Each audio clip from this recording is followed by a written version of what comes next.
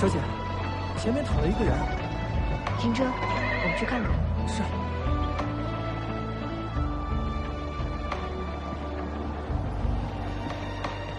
轻轻落在我掌心，静静在掌中结冰。姑娘，他是不是死了？他还活着。如意，来，帮我把他扶起来。哎，公子，公子。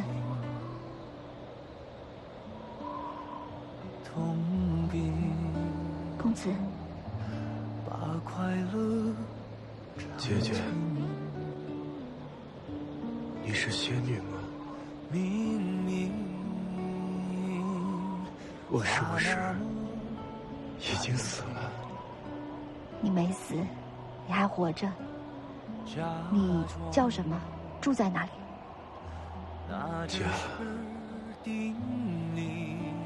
我已经没有家了。公子，公子。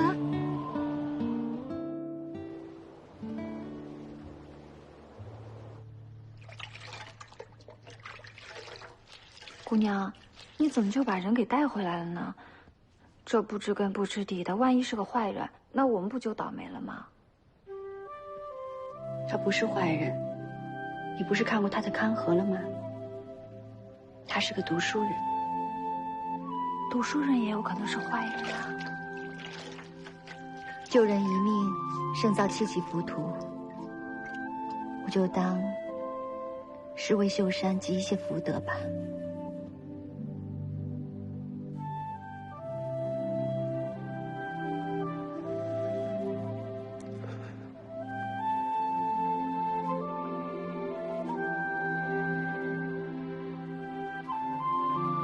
你醒了？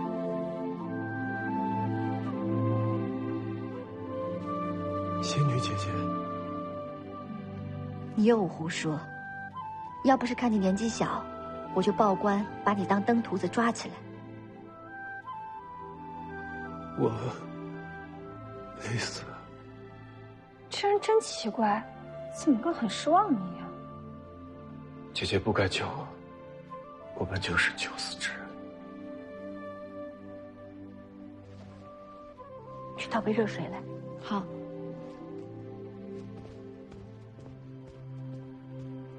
我呢，进过大牢，入过行院，现在跟自己的亲生儿子骨肉分离，可我都还好好的活着。你年纪轻轻的，不要总把死字挂在嘴边。哎，喝点热水。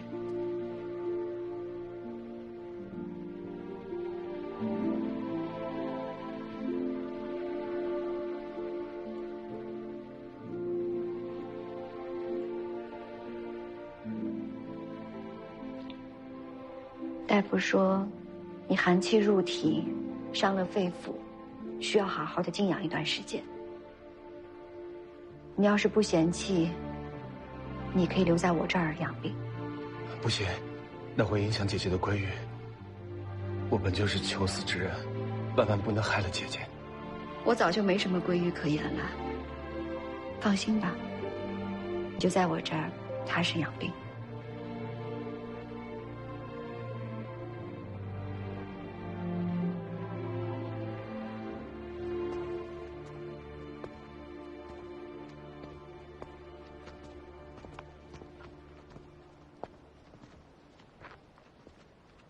姑娘，你是不是认识里面那位公子啊？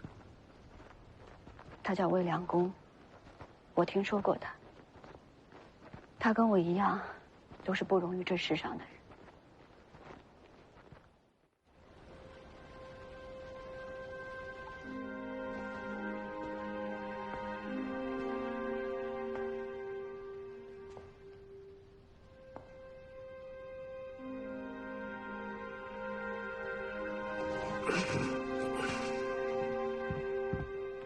梁公少爷醒啦。叫我梁公就好了。这是早膳。姐姐呢？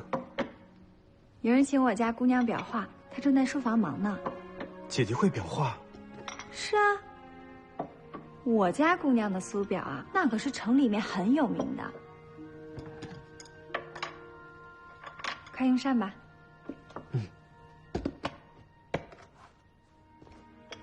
那我就先退下了。哎。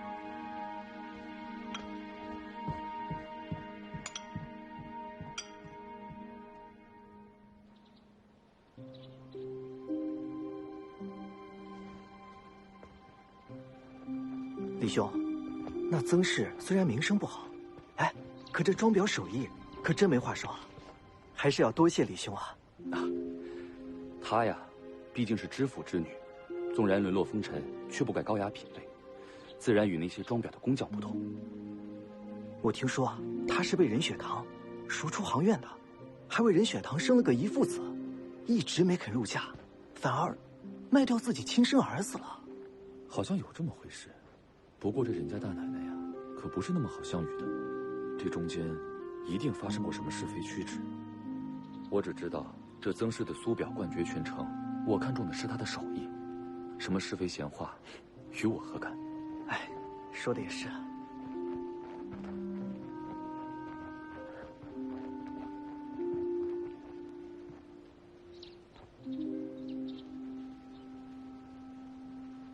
姐姐，别把那些话放心里。姐姐不是这样的人。我们才认识几天啊？你知道我是什么样的人？姐姐的字不偏不倚，不激不厉，沉静入骨，我相信字如其人。谢谢。来，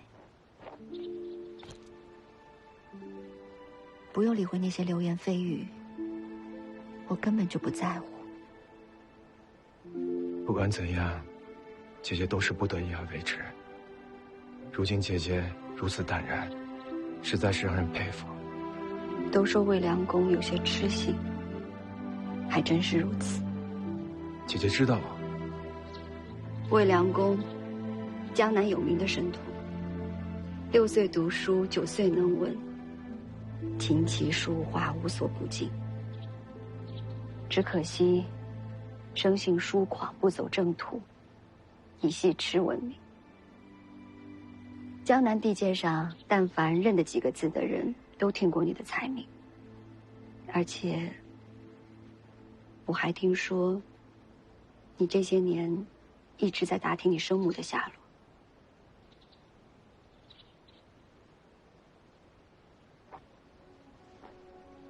今年初春，我终于打听到了我娘亲的下落。她在苏州吗？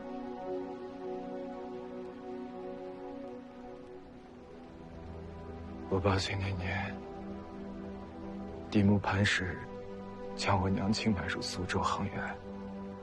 后来，他听闻我高中举人，便在行院自尽身亡了。嫡母害死了我娘亲，可是天下人却还要让我为嫡母尽孝，实在太可笑了。我不知道我守着这规矩有什么意义，更不知道我活在这世上到底有什么意义。我从大牢里出来，跪在行院的时候，我也真是觉得没了活路。可我不想死，我不想认命，我就想看看我自己能不能活下去。梁公，这世道艰难，可这不是我们自寻死路的理由。相反，我们更应该好好的活着，死里求生。如果我娘亲能像姐姐这样想，能活着等我就好了。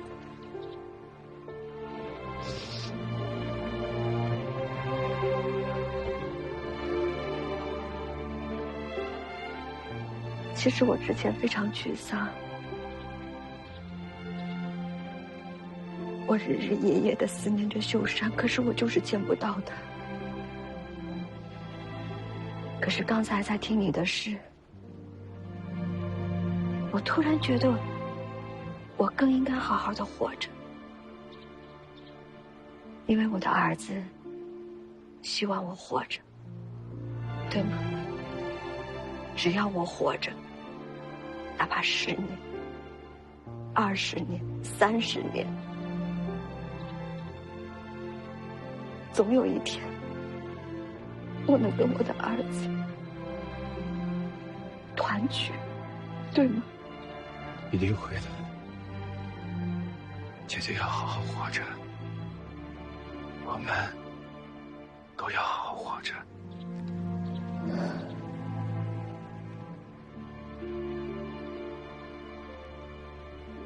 嗯。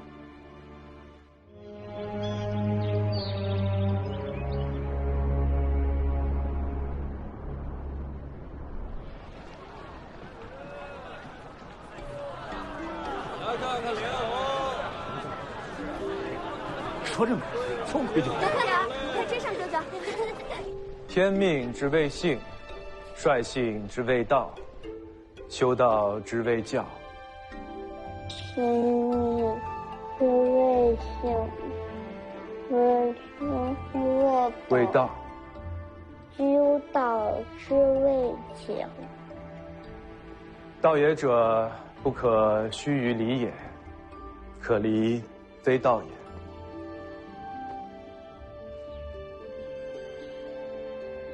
道也者，不可须臾离也，可离非道。文梦，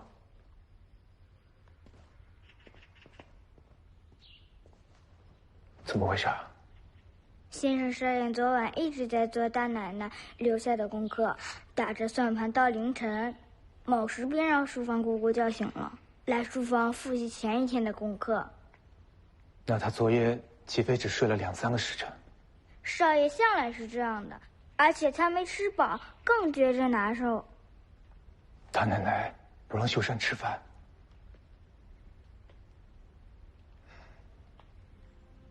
你去玩吧。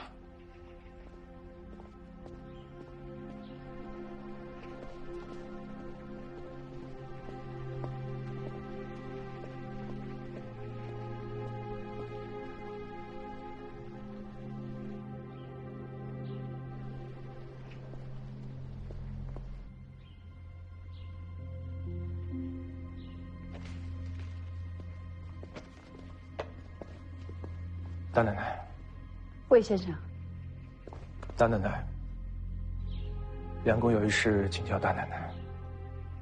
大奶奶请。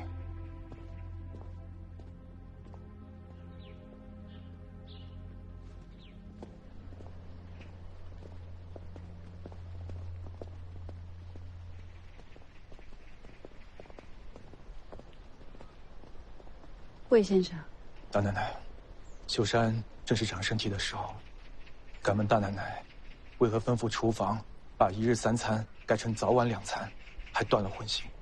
前几日秀山积食发烧，郎中说小孩子能不吃药就不吃药，清清静静的饿上2天自然就好了。所以我……原来是这样，梁公差点误会大奶奶。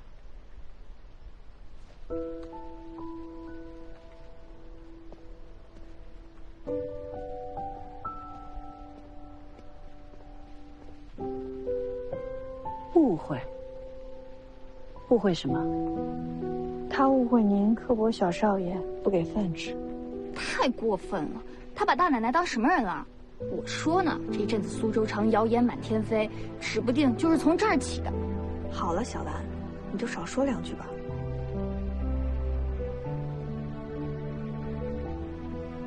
大奶奶，这魏先生啊，品行高洁，秀山少爷在魏先生的教导下，小小年纪已经进退有度，左右有矩。这苏州城啊，谁不夸您教子有方？您也别太在意那些闲言闲语了。你胆子倒是越来越大了，竟然会挑好听的话来哄我。大奶奶，我可不敢。来吧，说说吧，外边传的那些闲话混账话。大奶奶，他们说，大奶奶指望的小少爷以后有了出息，孝敬您可以享清福。小少爷不是您亲生的，您也不心疼，没日没夜的让他苦读，时间长了，生病了也不去照顾。我把秀山抱回来的时候，就有人跟我说，不是亲生的不好养，亲不得重不得。亲近了，别人会说你虚伪；疏远了，别人又说你到底不是亲生的。秀山的亲娘是曾宝琴，我和曾宝琴水火不容，这是人尽皆知的事。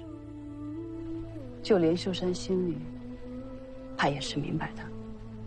你看他瞧我的时候那个样子，从来都是恭敬有礼，疏远客气。大奶奶，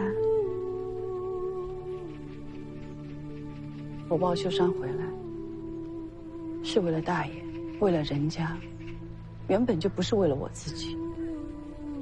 况且，他叫我一声母亲，我也该栽培他，又何必管将来秀山如何待我，世人该如何想我？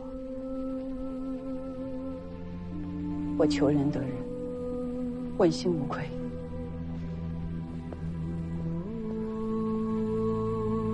求人得人，问心无愧。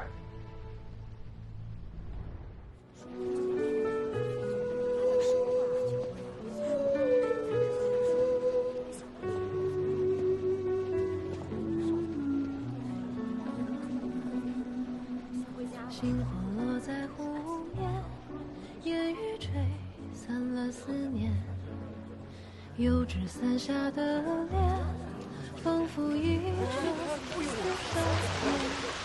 光里流动的湖边，断断续续在浮现，好想回到从前，醉了我倒在水边。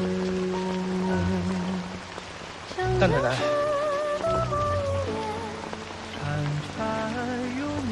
魏先生，你没事吧？魏先生读的书多，懂得道理多，能不能告诉我，为什么做人那么难？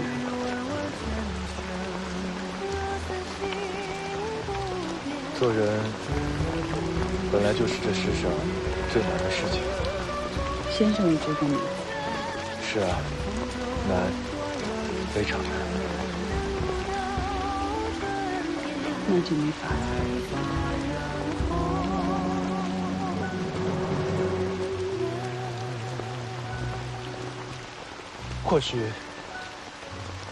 或许有个法子，可以让日子没那么难。大奶奶，请过来。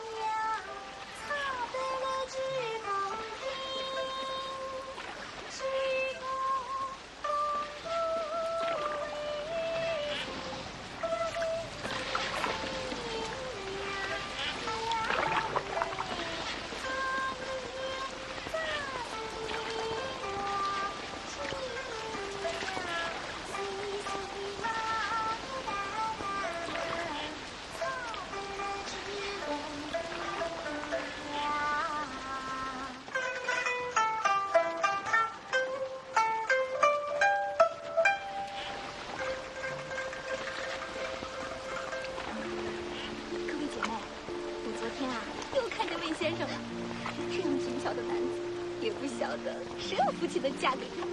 等他明天来的时候啊，你就装作崴了脚，扑到他怀里，他一害羞呀，这事情就成了。讨厌！唉，可惜这样的人却在人家做教书先生，人家的大奶奶凶神恶煞的，也不晓得魏先生有没有在他手上吃苦头。谁不知道啊？任大爷已经没了，他手里把着家财不肯放了。听说伺候他的小丫头每天都要给他捶3个时辰的腿。3个时辰？不止如此，他成天板着张脸，小丫头想要偷个懒打个瞌睡，就被他一簪子戳在手上，这么可怕。就是。嘿，你们说谁呢？人家喊他的奶奶。你们怎么知道的这么清楚？是趴我家窗户了，还是捅我家床底了？大奶奶，有什么了不起啊？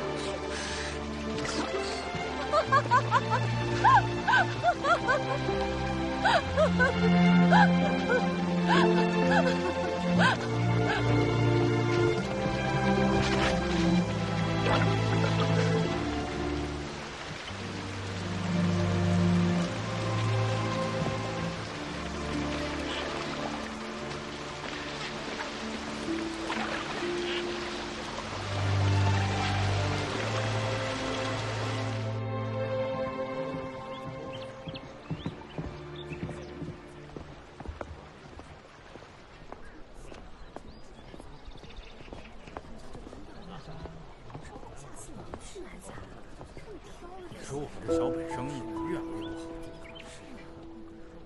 大奶奶该回了。是啊，该回了。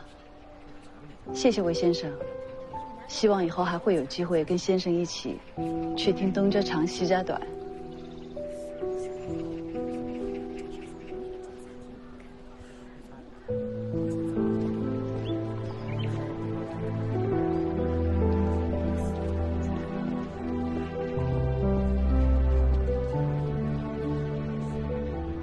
大奶奶会有机会的。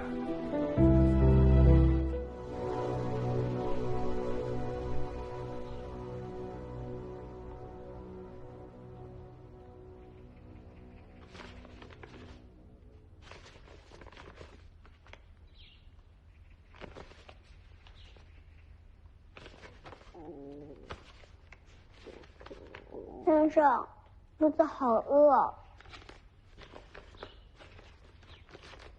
那你喝点粥吧。啊，又喝粥啊！都喝了好几天了。谁让你这2天吃那么多？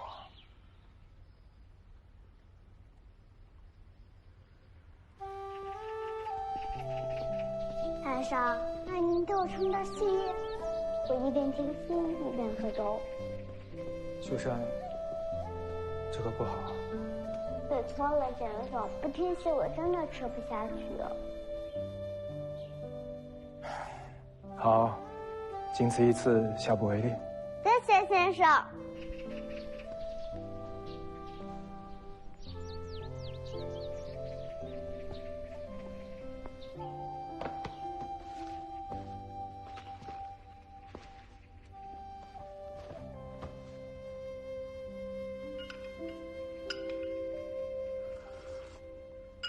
月明，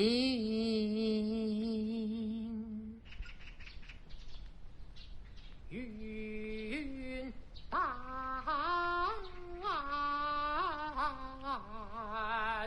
芦花，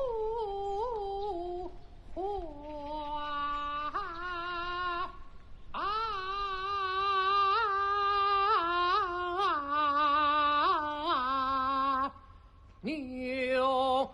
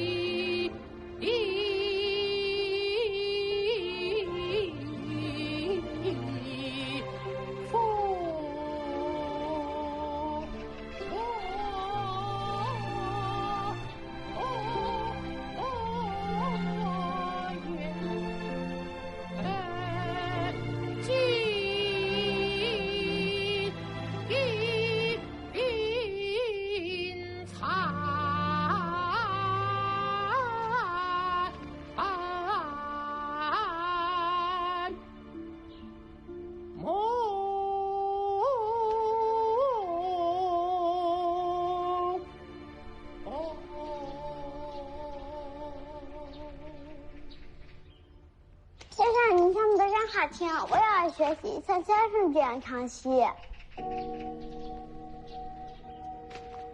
秀山为何想学唱戏啊？因为好听。那你觉得是唱戏美，还是你母亲做的这个笔莲美？母亲亲手做的笔莲美，我很喜欢。秀山很有眼光。你母亲做的这个笔莲上用的图是宋画的出水芙蓉图页，乃是传世珍品。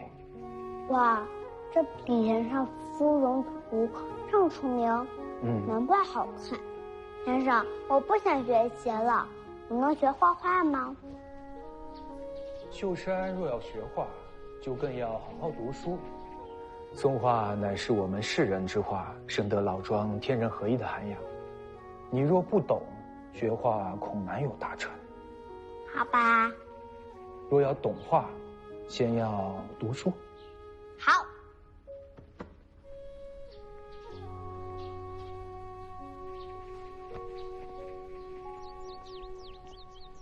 魏先生真是个好先生。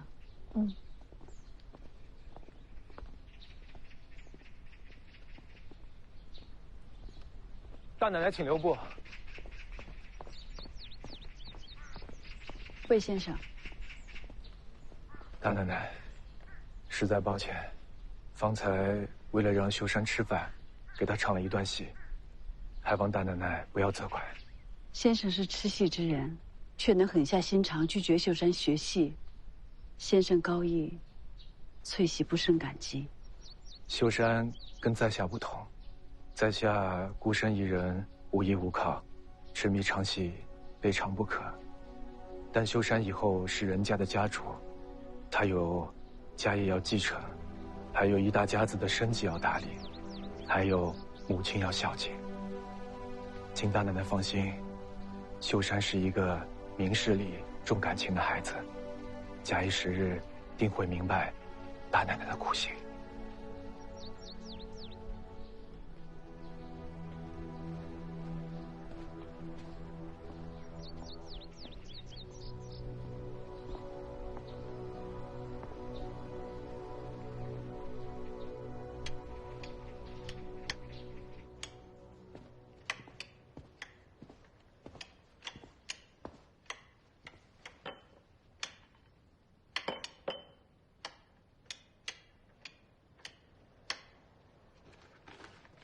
大奶奶，我前天听有人议论说，魏先生聪明能干，在府上当个教书先生，屈才了。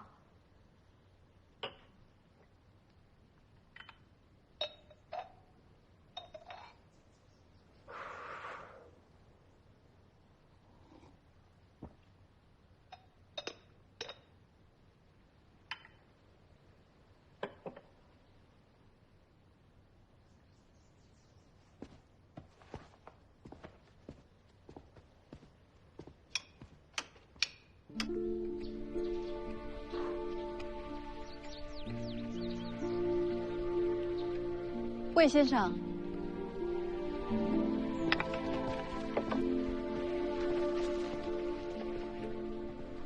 大奶奶，马上就是春闱了，学子们都在闭门苦读，是我疏忽，没能早替先生打算。后院有3间耳房，最是清静，很适合读书。我已经让下人们都收拾出来了。大奶奶费心了，不过在下多年之前就已经绝了进取的念头，现如今也没有旁的打算，只想教好秀山这个学生。修得文武艺，卖与帝王家，先生怎会？大奶奶，您觉得我这个性子适合当官吗？先生品行高洁，身有傲骨，怕是不好折腰。大奶奶懂我，我痴迷唱戏，人人都说我不务正业，失了读书人的体面。世间美好的东西，被发掘、被创造，本就是让人欣赏、让人痴迷的，哪有什么低贱高贵之分呢？是啊，世人的低贱、高贵，无非就是人性狭隘罢了。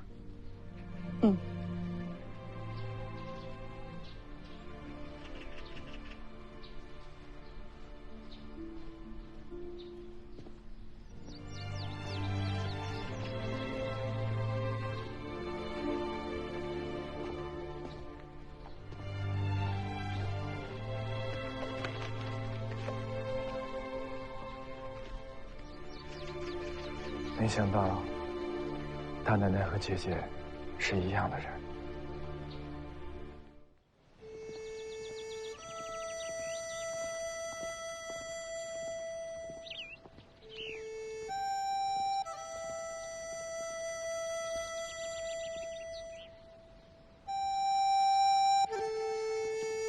是魏先生。淑芳，你可得想好了啊！你真要选择魏先生？大奶奶，我想好了，那种一生一世一双人的日子，我求不得。我只想过普普通通的日子。既是如此，那我就去探探魏先生的心意。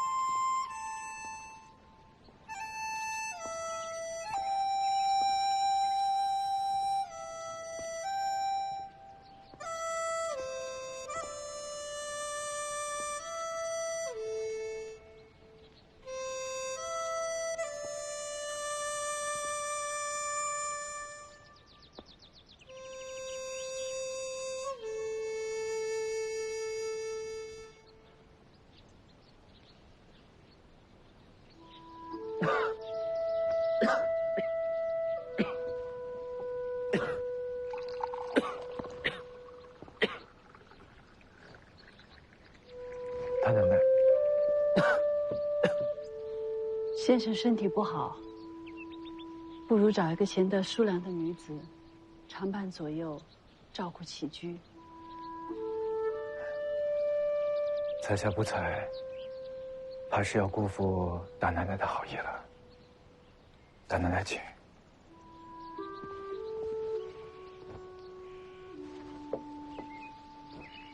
这是为何？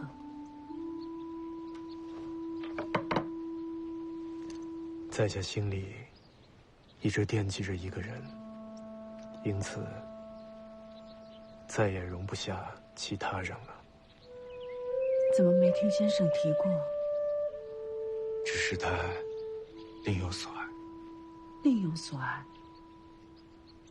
那你们就不能在一起了？他也不能耽搁别人的感情啊。毕竟两个人有情与否，关系到一生的幸福。可自古以来，婚姻都是缔结两性之好，是两家人的事，不单单是小儿女的私情啊。这个道理我懂，只可惜我们都是人，情不知所起，一往而深，不是想要控制就能控制得了的。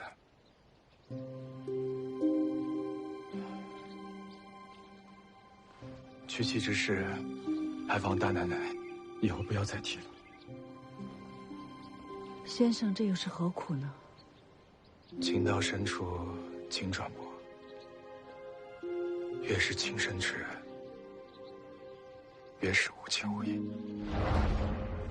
一个人的心里，若是有了想着、念着的人，旁人总是有千般好意、万种温柔，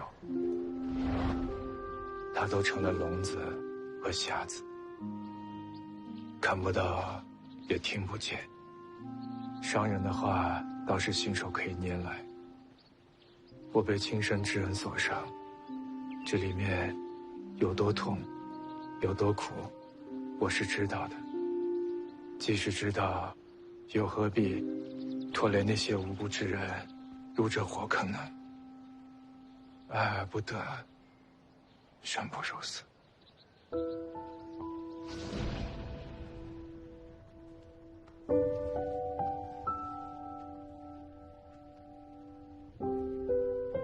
翠喜，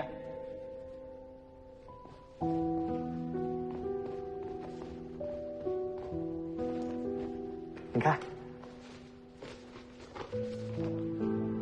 这幅呢是北宋宫廷画家崔白的《先知献寿图》。宋的古画。翠白的真迹哪是这么容易得到的呀？这幅画是宝琴临摹的。哎，你看看能不能用缂丝的技艺给它刻出来？你让我用缂丝复制曾宝琴的画啊？看一下，这幅画画的多好呀！灵芝，还有水仙，在太湖石下相续。这边南天竹，以石斜出，果实累累。翠是吉祥如意的意思，母亲看了肯定特别喜欢。大爷，请恕翠喜才疏学浅，无能为力。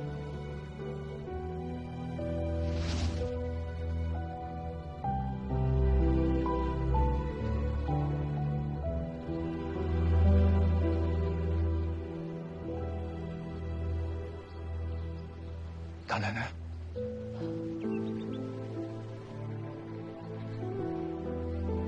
起风了，先生身体不好，还是早些回房歇息吧。告辞。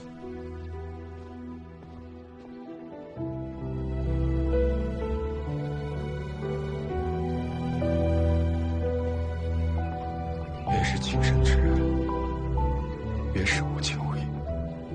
即使知道，又何必拖累那些无辜之人入这火坑呢？翠喜，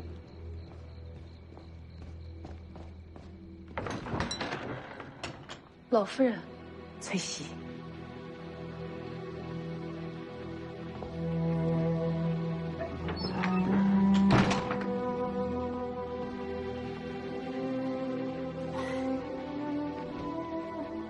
翠喜，雪堂他人虽然是被我们绑回来了，可他的心还在曾宝琴那儿。你说我该怎么办？老夫人，大爷一向通情达理，过些时日他会想通的。翠喜，你先坐。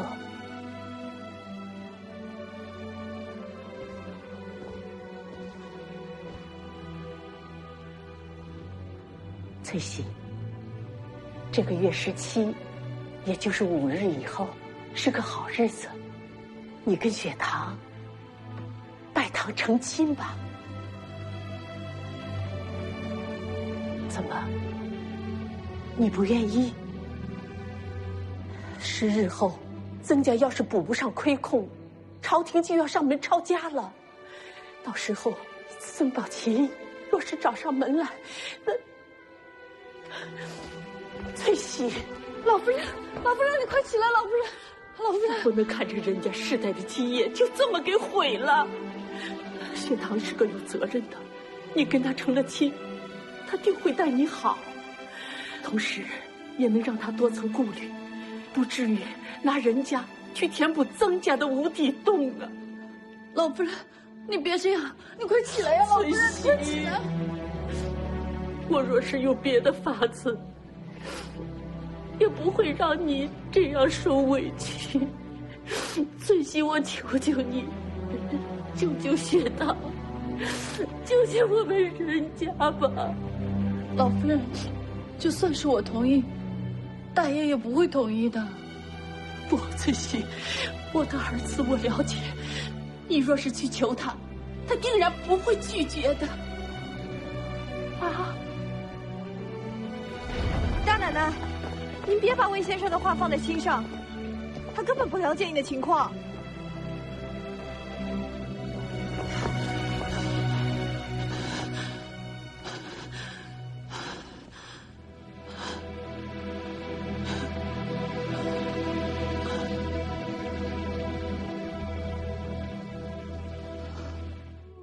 你们说，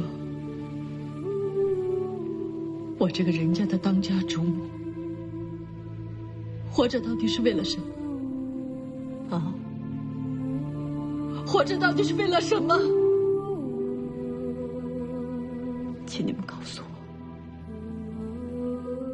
到底是为了什么？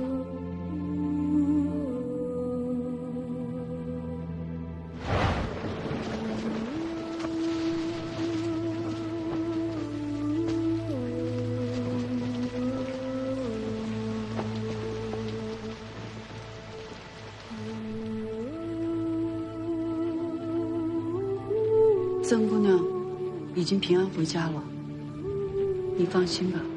谢了。大爷还是死了这条心吧。你和曾姑娘的事，老夫人是绝对不会答应的。我知道母亲她不会答应，可你懂什么叫情之所至，身不由己吗？下个月17号是个好日子，我们拜堂成亲吧。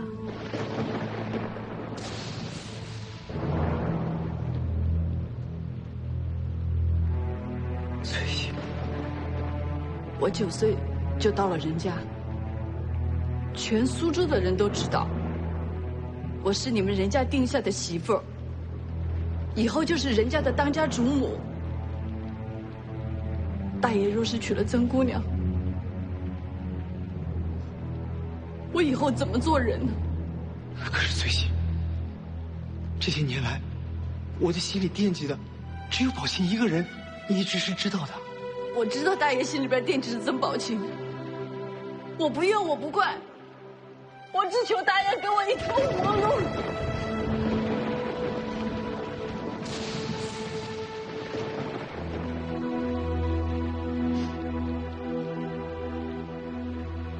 翠溪，你打小就没了父母，投奔到我们人家来，别人都说你身世可怜，无依无靠，加上母亲又对你严厉，科斯又是心血之类。可是不管多苦多累，我都没见过你有过半点埋怨。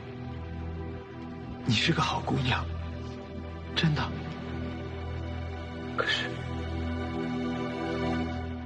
可是任雪堂，他是一个无情无义之人，不值得你这样。我不知道什么值得不值得，我没有曾姑娘读的书多，说不出那么多好听的话来。我只求大爷给我一条活路吧。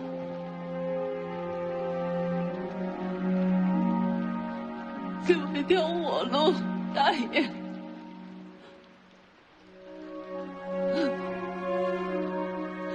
大爷。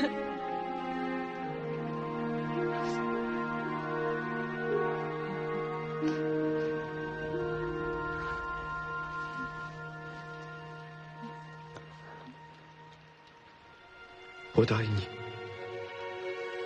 给你一条活路。下个月17号我们成亲，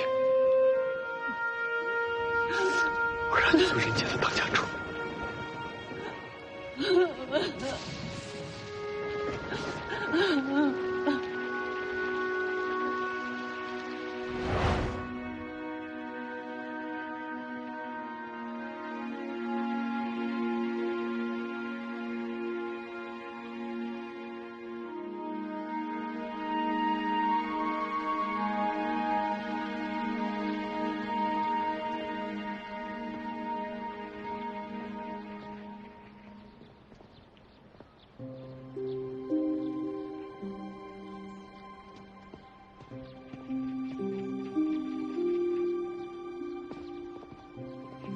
淑芳姑娘，我大奶奶可好？多谢魏先生挂念，大奶奶吃得好，睡得好，精神得很。我听说大奶奶病了。一定是您听错了。我那天说的话，希望大奶奶别往心里去。魏先生，您当您是什么人呢？您说的话，大奶奶怎么会随便往心里去？你也太小得起自个儿了。那就好，大奶奶没事儿，我就放心了。对不起，淑芳姑娘，打扰了。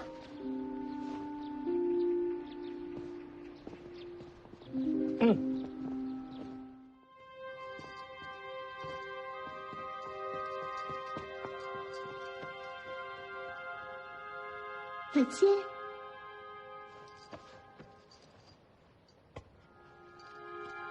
给我的。你的手怎么了？没什么。这是你刻的。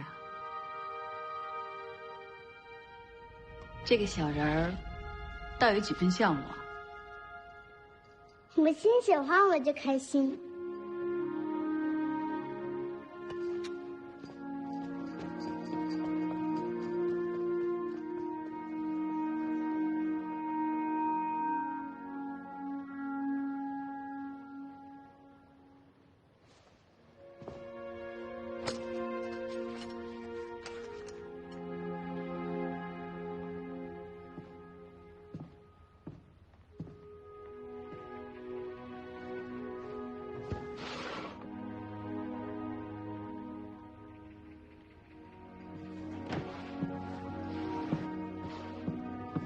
先生，我的小木人是不是你拿了？我想哄母亲开心，先生你打我吧。念你一片小心，算了。谢谢先生。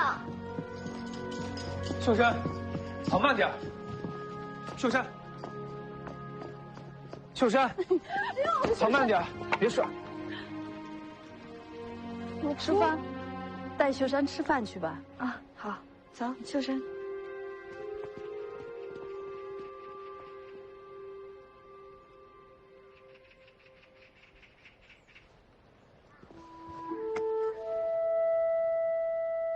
这个小木人，秀山肯定雕不出来。大奶奶见笑了，在家心里惦记着一个人，因此再也容不下其他人。我还有事，我先走了。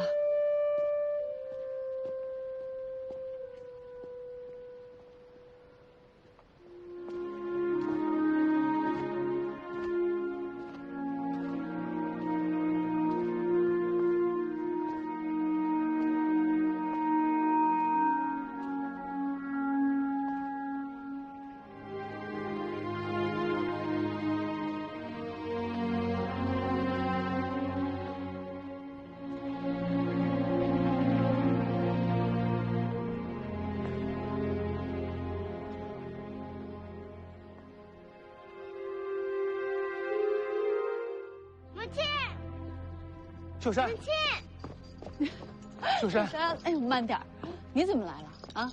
大奶奶，任阿姨，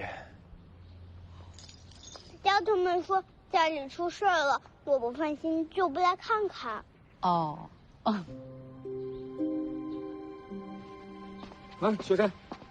哎呦，二叔，你这个年纪玩就好了，家里的事情不用你操心。可是，没有什么可是，走，跟二叔去玩去，走喽！慢点啊！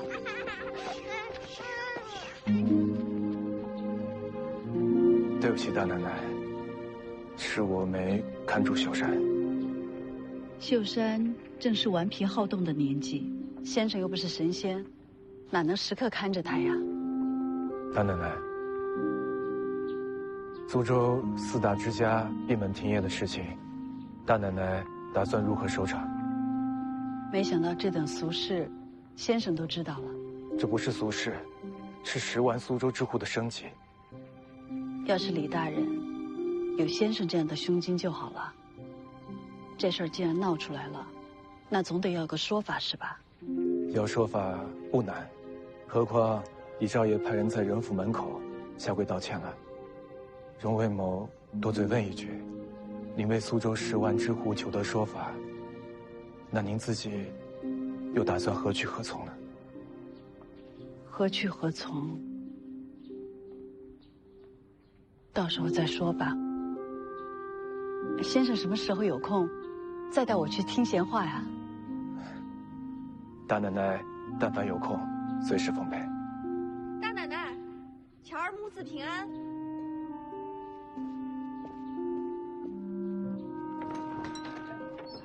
大奶奶，巧儿母子平安。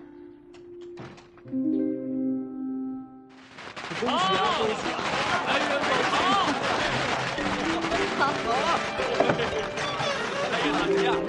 同喜同喜，同喜同喜同喜，同喜同喜。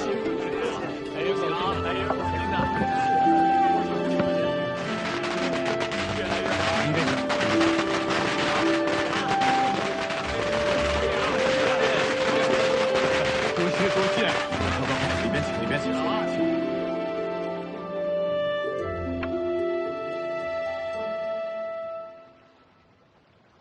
怎么了？有心事啊？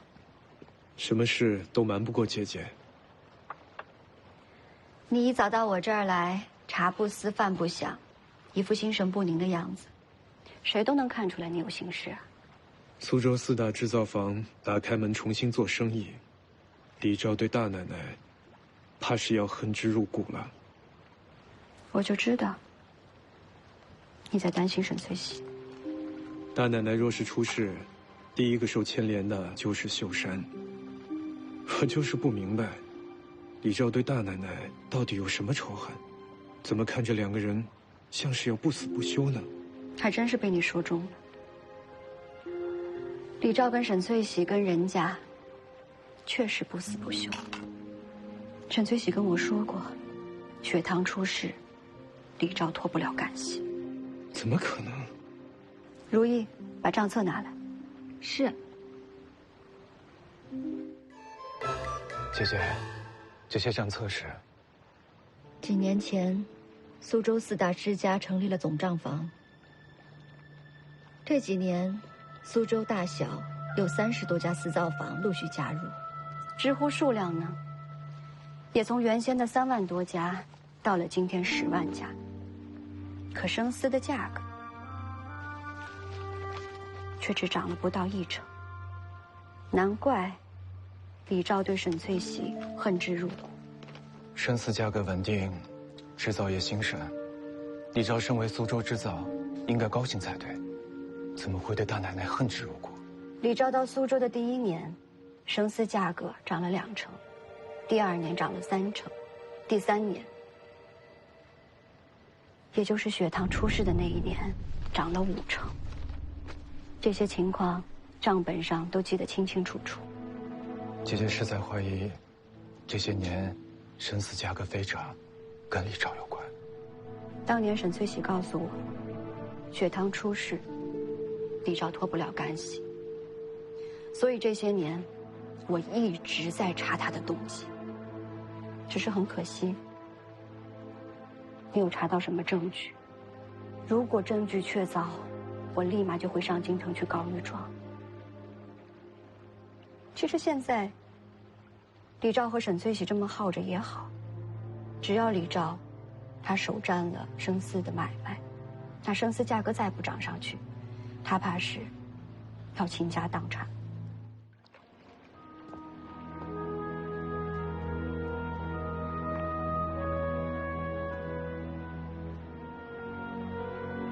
李昭这一次设的是个死局，是沈翠喜的死局。只要他咬定沈翠喜是煽动闹事的领头人，那沈翠喜就得去衣受刑。就算他身强力壮，熬得过那4世大板，他也熬不过贞洁尽失，颜面扫地。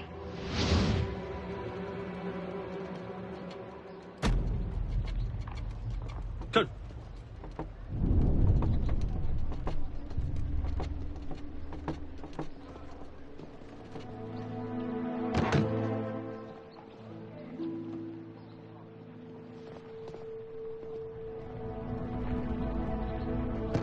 师弟，李大人，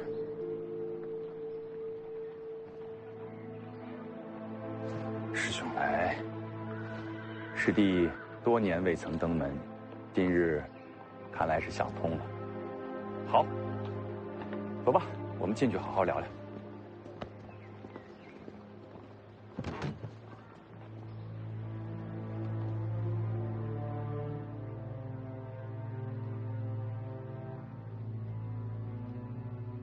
您为苏州10万支户求得说法，那您自己又打算何去何从呢？师弟，多日未见，你都瘦了，今日好好吃一顿。来，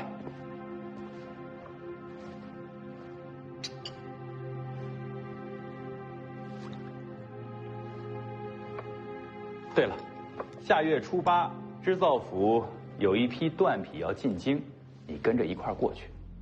春闱的时间还早，早什么呀？我都给你安排好了。我在京郊有个庄子，你早些过去，在庄子里住下，安心读书。织造府的缎匹能交出来吗？师弟什么时候开始关心朝廷的事儿？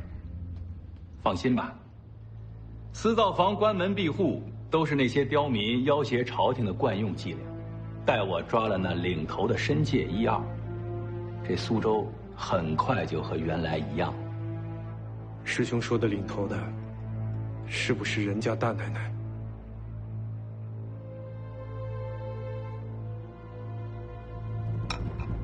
师弟，我真是开始关心朝廷的事儿了。我听说，你要让任大奶奶交出采花苦茎等6种花纹的织法。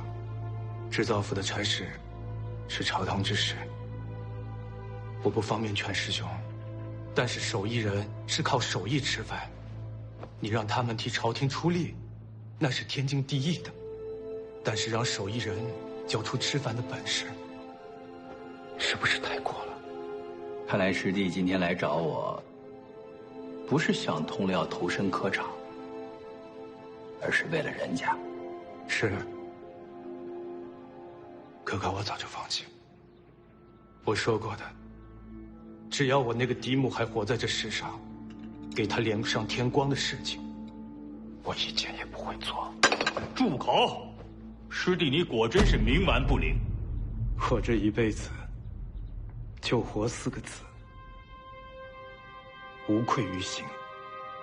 师兄有师兄的想法，我有我的原则。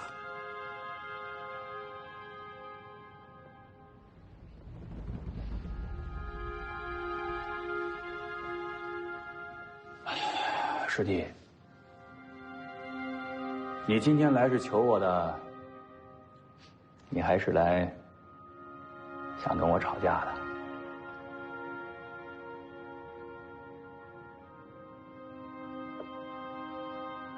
人家之事，拜托师兄。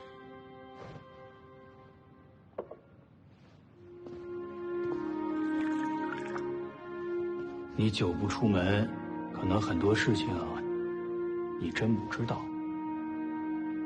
皇上在西边用兵，打仗打的就是钱粮银子。在苏州，缎匹织锦就是银子。银子哪里不能挣？人家孤儿寡母不过就是靠这点手艺吃饭。任雪堂之前也是江南名士，如今他失踪多年，你就这么对待他的家人？师兄难道就不怕江南世子有笔入刀？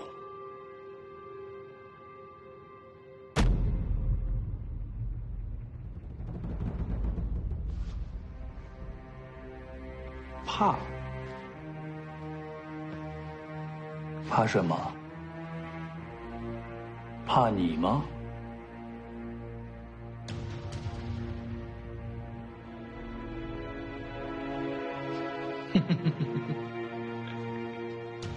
那依师弟的意思呢？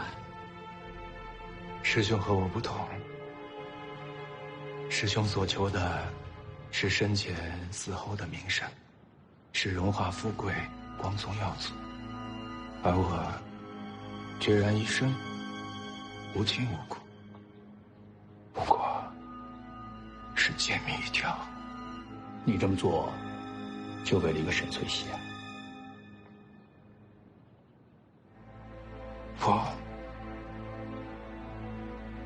我为的是这世间的公道、人性。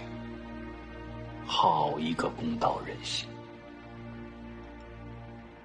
你可知跟我作对的后果？我做人做事，从来不看结果好坏，只求无愧于心。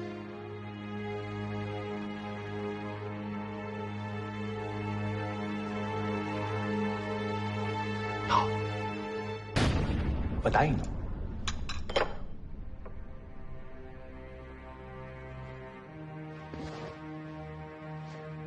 多谢李大人。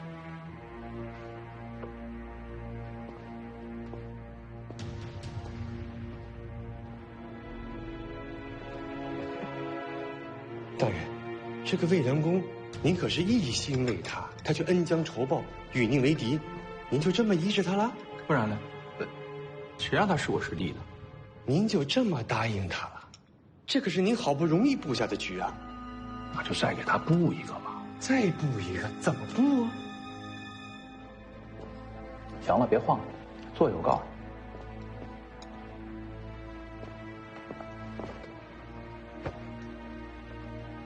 魏良公现在是在人家当教书先生，吃住都在人家吧？啊。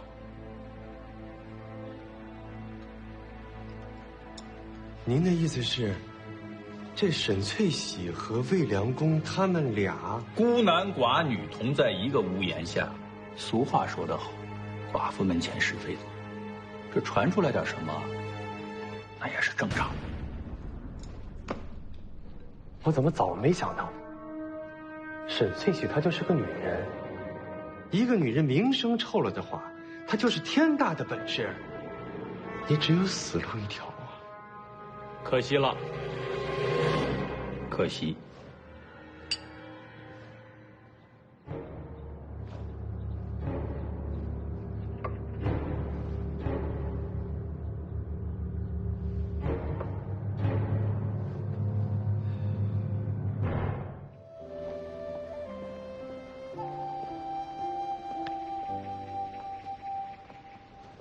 魏先生，大奶奶在书房等您了。嗯。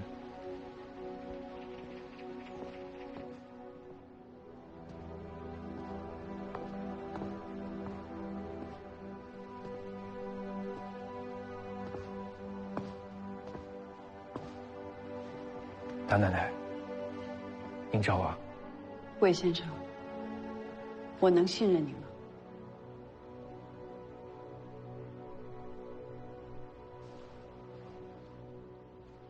我可以放心的把秀山交给你吗？什么事儿都瞒不过大奶奶。李大人看我们任家不顺眼已久，为了自保，我不得不在织造府门口安排了人盯着，却不想今天一大早看见先生和李大人一起进了织造衙门。我跟李大人确实早就相识，我们是同一个盟师。论交情，我该称他一声师兄。既然先生有这么富贵显赫的师兄，怎么会屈就在我任家，甘愿做一个小小幼童的盟师呢？我跟李大人虽然早就相识，但是性情迥异。他有上进之心，而我却胸无大志，只想闲散度日，话不投机，容易起争执，因此若非必要，甚少往来。那这一次呢？苏州四大之家闭门停业一事，任二爷领了40板子，朝廷的规矩颜面得到了保全。李大人答应暂不追究了，请大奶奶安心。啊，秀山聪慧可爱，跟李大人又有师徒的名分，李大人很是喜欢。所以说，李大人放了大奶奶，是看在秀山少爷的情分。是。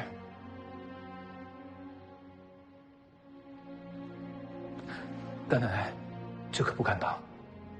这么多年来，我任家在李大人的关照下举步维艰。李大人是个什么样的性子，我很清楚。这一礼，先生受得起。大奶奶，我还要看书。告辞了，魏先生。啊，这儿就是你的书房，要走，也是我们啊。不打扰了，告辞。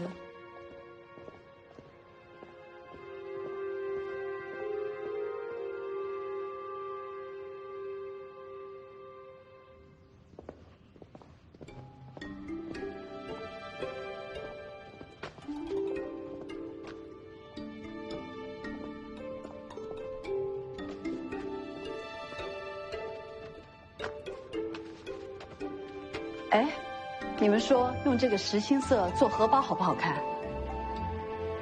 石青色要配金线，配金线太俗了，石青色烟火气又太重，不好。这个呢，雨后天青，刻上马远的画《独钓寒江图》，魏先生肯定喜欢。大奶奶，您这是要给魏先生做荷包呀？人家成了魏先生那么大的情，应该要谢谢他的。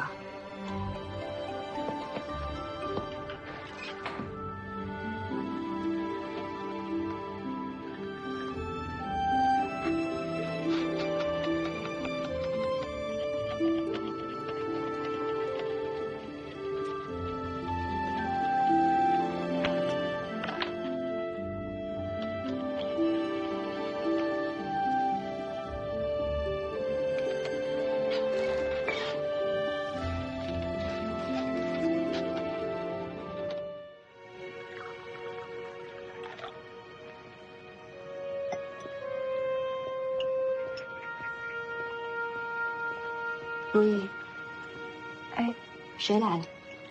没有谁，敲错门了。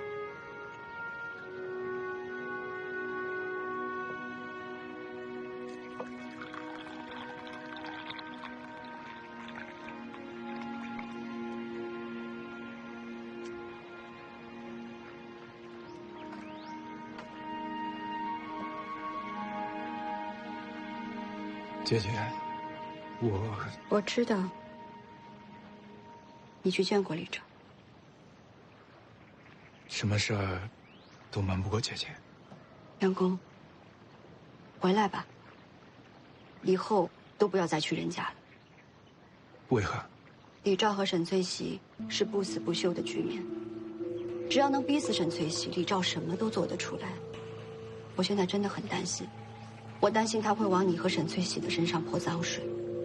我为梁公，行得正，坐得直。没用的，他既要害你，自会有千种办法、万种手段，你防不胜防的。再说，男女之事是最难澄清的，一旦谣言四起，于男子而言不过是风流韵事，可对一个女人来说，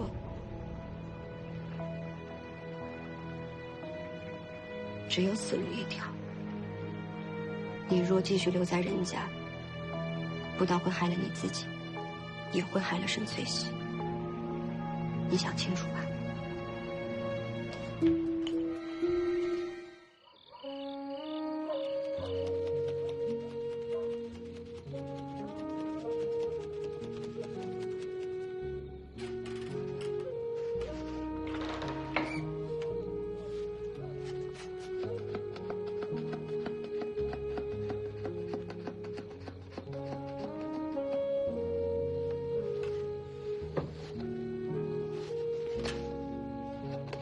大奶奶，您赶紧回去休息吧。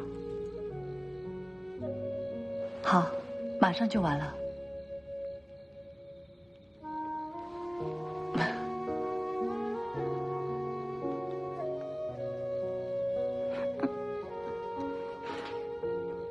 马上就完了，完了咱们就回去睡啊。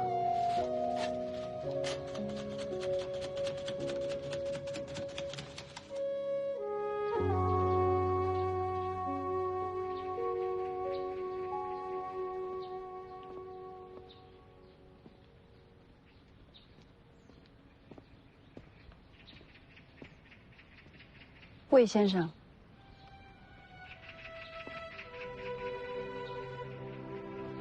大奶奶，先生对秀山的教导，我无以为报。刻了个小荷包，还请先生不要嫌弃。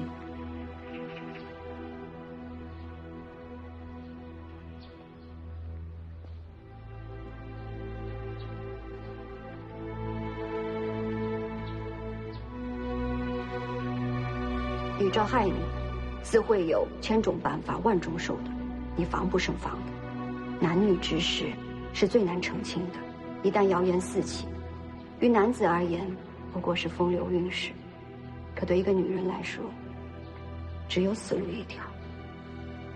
你若继续留在人家，也会害了沈翠喜。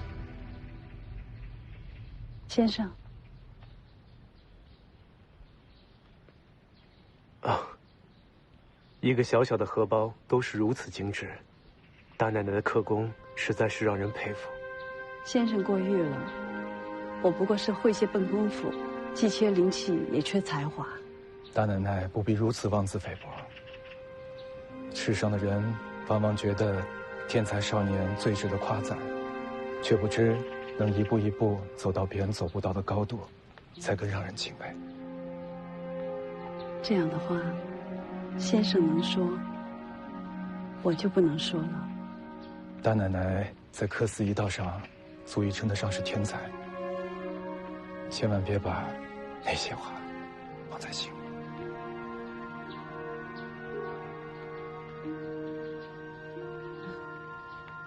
先生谬赞了。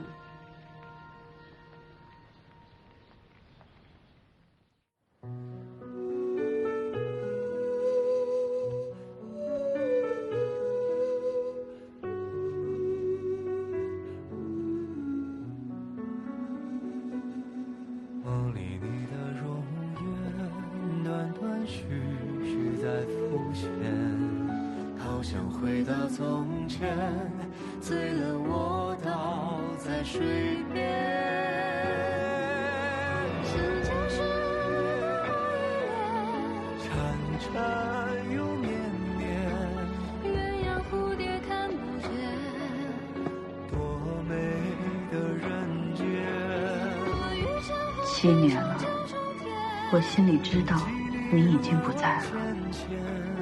雪堂，承认这个虽难，不如忘记你们。7年了，有多少声暮鼓晨钟敲打我，有多少次月影离合神伤我。雪堂，忘记你虽难，不如形单影之难。为什么男人可以续弦？为什么女子必须守节？雪堂，形单影只虽难，不如离经叛道的难。人非草木，谁能无情？血肉之躯，岂分男女？你让我的心死了，他让我的心又活了。雪堂，离经叛道虽难，不如此时此刻难。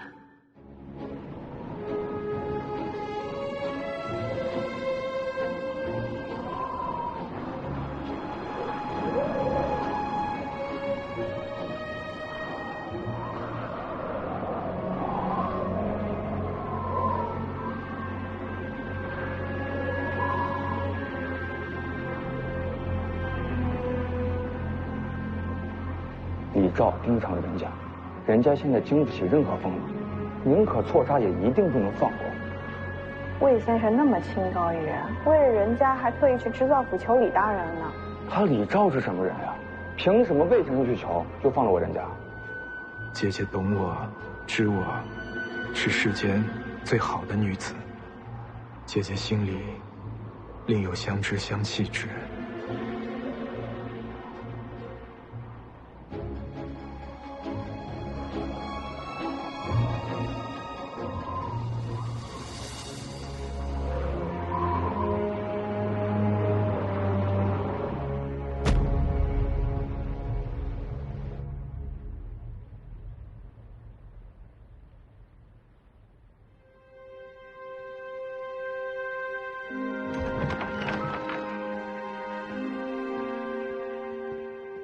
大奶奶，吃饭了。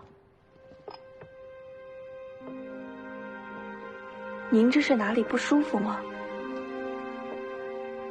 我们走。去哪里啊？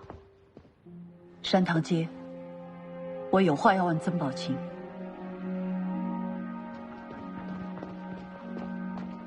淑芳，之前是我脑子糊涂了，才会说出那样的混账话。你就大人有大量，原谅我这一回吧。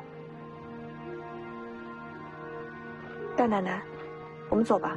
淑芳，二爷有什么话，等我回来再说吧。淑。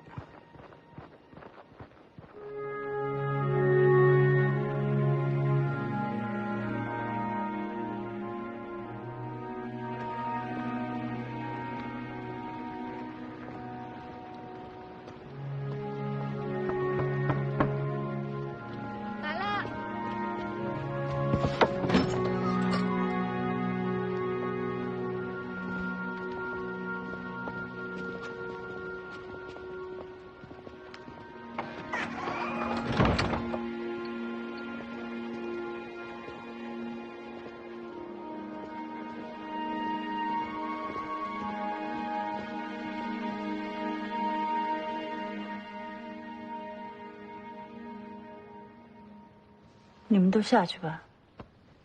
姑娘，没事。任大奶奶，她不吃人。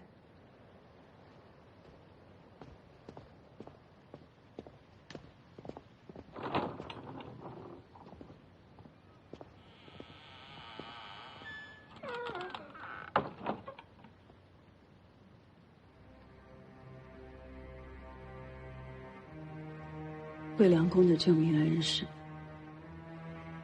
是。魏良公恋着想着的姐姐，也是。是。魏良公进人府，是你设下的局。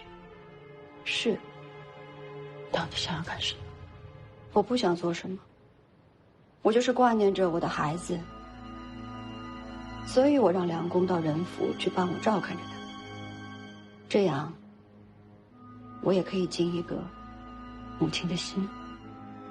说到底，你还是怕我这个恶嫡母保带了秀山。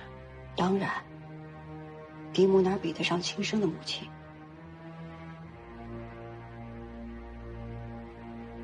我知道，你现在在人家的处境，你需要秀山，所以你也不会对一个孩子太过恶毒。说实话，沈翠喜，我也怕。我怕你对秀山太好，你对他太好，他又见不到我这个亲生的母亲，他把我忘了怎么办？秀山是我和学堂的儿子，将来族谱上，只有我们俩才是他的父母。秀山是我和雪堂的儿子，他身上流的是我的血，你这辈子都别想抹杀我的存在。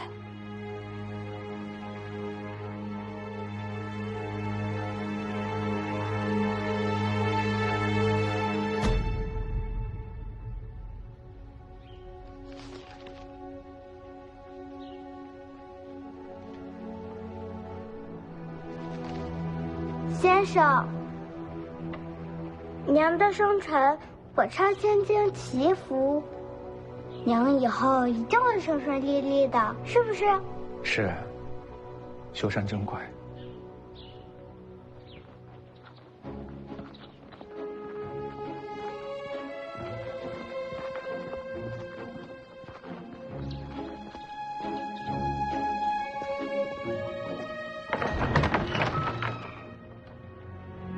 母亲，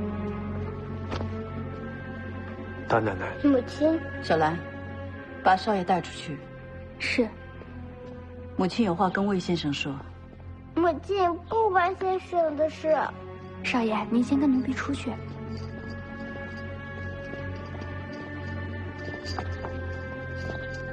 数月前，秀山被人拐走，是先生救下了秀山，才成了我人府的大恩人。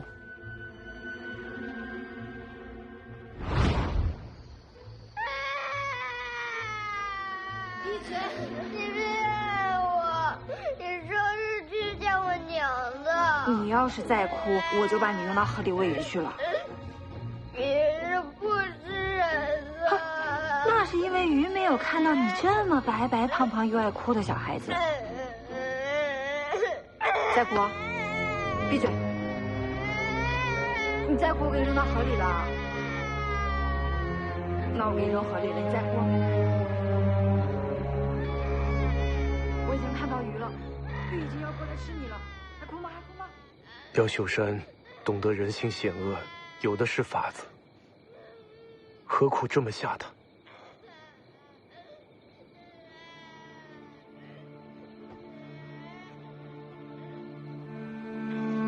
大宅门人性险恶，下人们人多嘴杂，官会跟红顶白，不说旁人，就说人而言，因为是姨娘生的，从小到大，她受了多少冷言冷语，更何况我的秀山。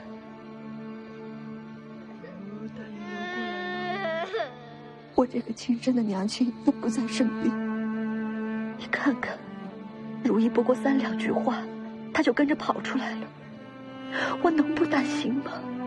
他这么小一个孩子，在大宅门里，没有血缘之亲的关爱，自然要受些委屈。可怜他那么小，就要受这份苦。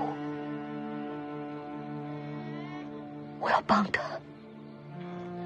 梁公，你能不能答应我一件事？好，你说。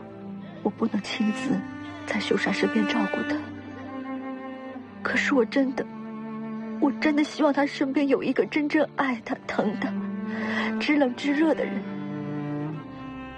别让我信不过。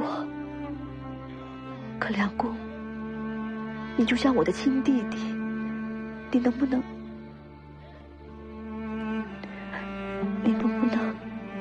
到仁府去帮我照顾秀山？我答应姐姐，一定照顾好秀山。谢谢梁公。姐姐，进去看看秀山吧。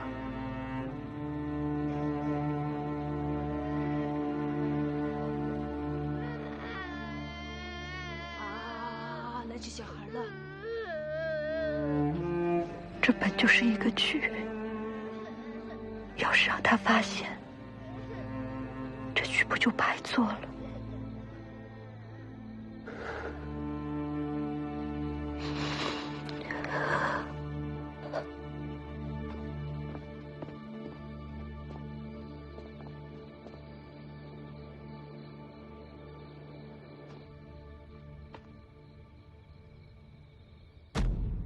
母亲，娘，娘。秀山，母亲在这儿。秀山，放心，母亲在这儿呢。秀山，有人要吃我，不怕。先生，刘伟先生。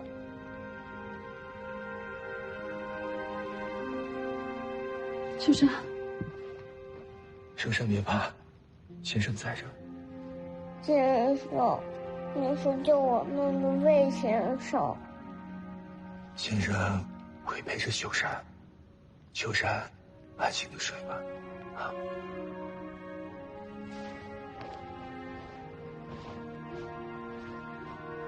秀山回家后，夜夜噩梦，多亏有先生从旁照料，他才渐渐好起来。我是一直很感激你。只是不知道，你看着秀山夜夜噩梦，有没有后悔陪曾宝琴演了这出戏？段奶奶都知道了。曾宝琴可真是秀山的好娘亲啊！你也是秀山的好先生。只有我这嫡母，看着孩子夜夜哭泣、夜不能寐的时候，却没有办法安抚他。是我对不起秀山，对不起大奶奶，我不配再留下，我这就走。好，你走。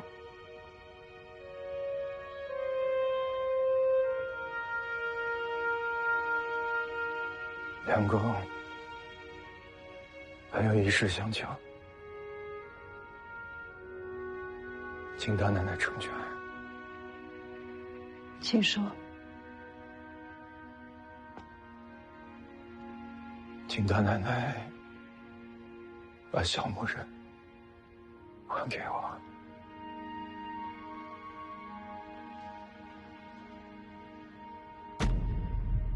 那是秀山送给我的礼物。小木人是我做的，是我原本打算要送给曾姐姐的礼物。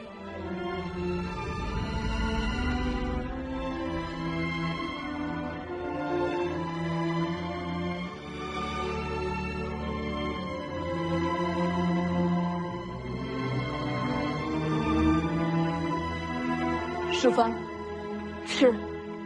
去到绣坊，把小木人拿来还给魏先生。多谢淑芳姑娘。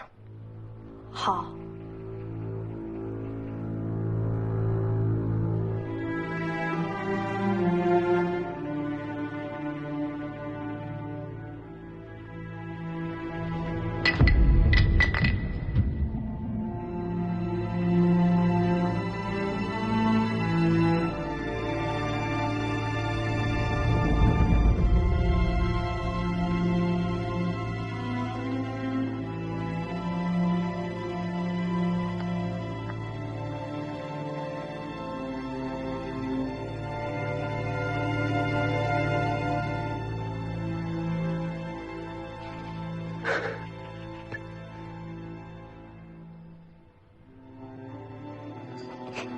这边再加一点。魏先生，先生，你没事吧？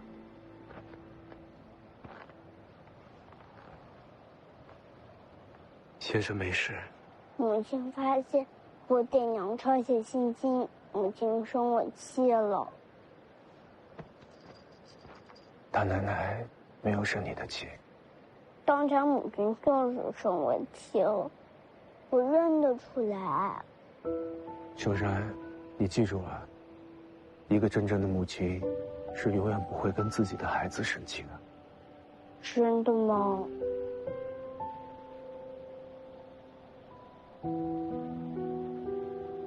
秀山，以后先生不在你身边，你要多和大奶奶亲近，听大奶奶的话。大奶奶虽然为人严厉，心底却是最软的。母亲，我先生走。不要胡思乱想，也不要因为别人的几句闲言碎语，就让你和大奶奶母子之间生出嫌隙。那先生这是？正位在即，先生我要进京赶考了。好，那我以后还能见得到先生吗？当然，只要秀山好好念书，以后自然能见到先生。我一定好好读书。去吧，去书房好好念书吧。先生全身告退，可兰姐姐走。走。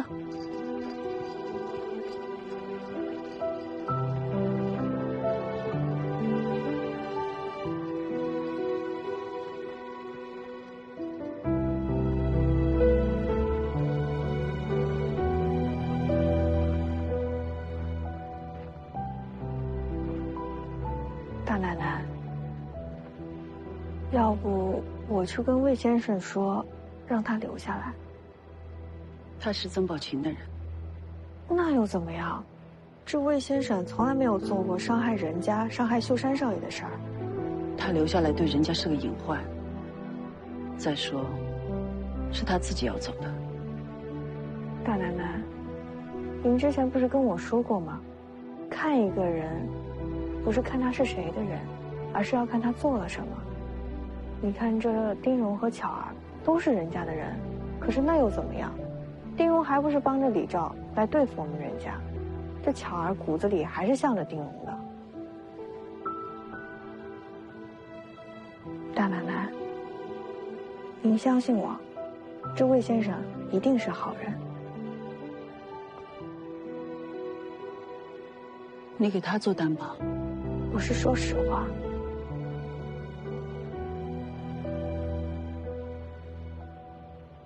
那我去找魏先生了。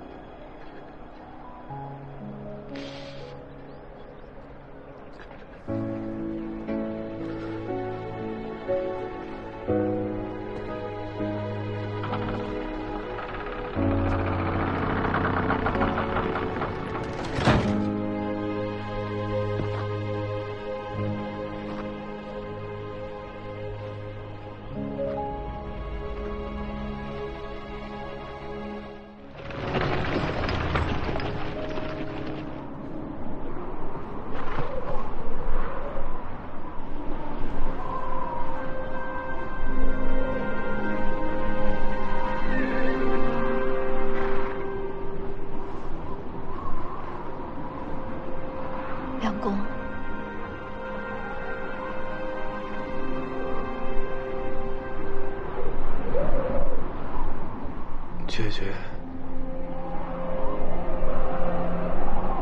我不是在做梦吧？我怎么看见姐姐了？梁公，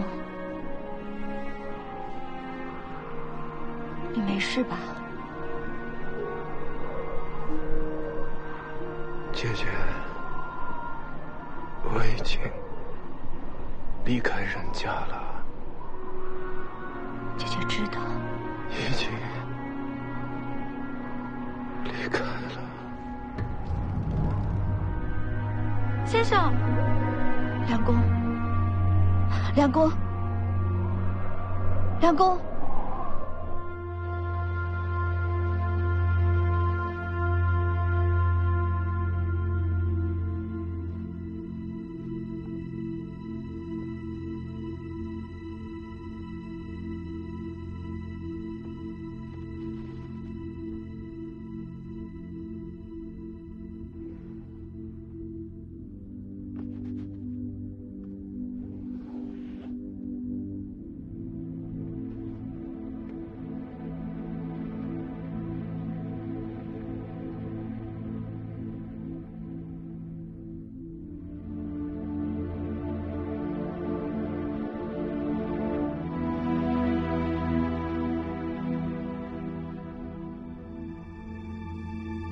越是情深之人，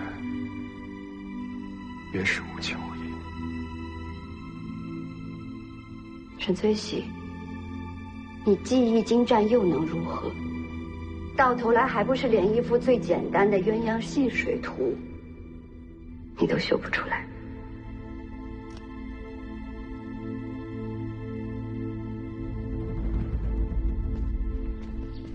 小兰，淑芳姐姐，小兰，你有看到大奶奶吗？大奶奶进了绣房，让我们不要打扰她。这都3天了，你也没进去看看啊？大奶奶一进绣房啊，除了淑芳姐姐，谁敢打扰啊？你呀。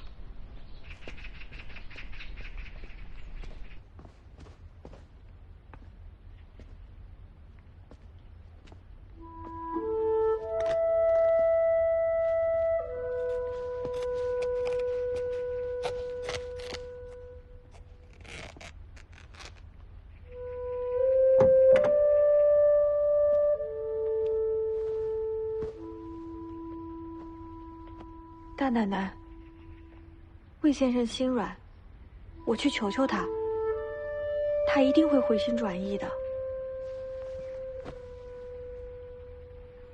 以后再人妇，不要再提为人母3个字。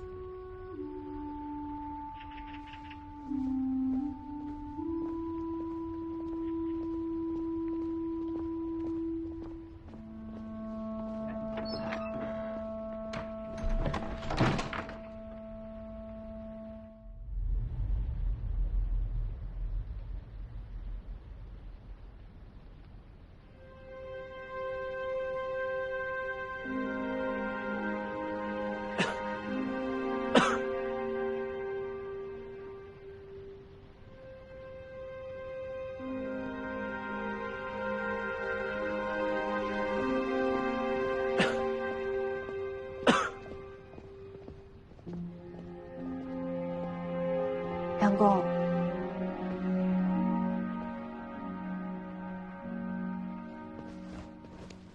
生病了就该好好休息，做这些干什么？等你病好了，做什么都行。不行，你想都别想，好好养病。你要不听话，这些东西我都给你扔了。不要！干嘛呀？至于吗？姐姐的生辰快到了，我给姐姐雕了个小木神，当做是生辰礼物。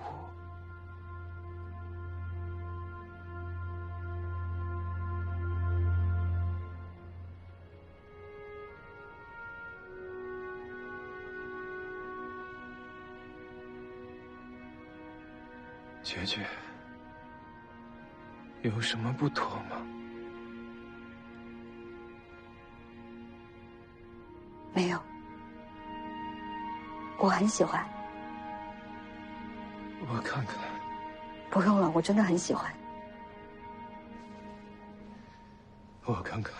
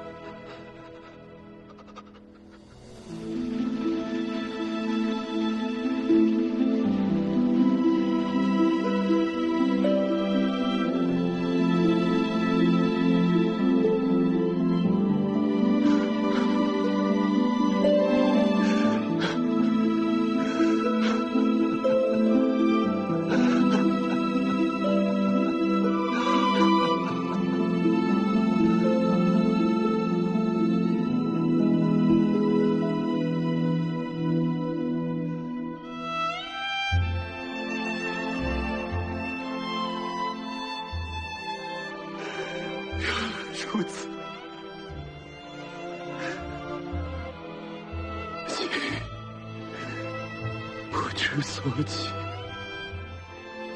一往而深，生可以死，死可以生。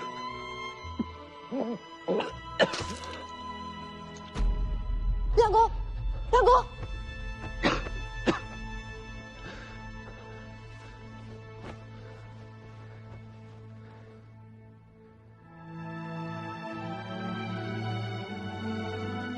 对不起，姐姐。你没有对不起姐姐，是姐姐对不起你，是姐姐不敢让你去人家，是姐姐不敢让你去见他。我进人府去照顾秀山，我不后悔。认识了大奶奶，我也不后悔。只是我爱着、恋着的人，应该是姐姐才对，怎么会变成了大奶奶？怎么会？梁公，魏先生，梁公，梁公，如意，快去找郎中啊！梁公。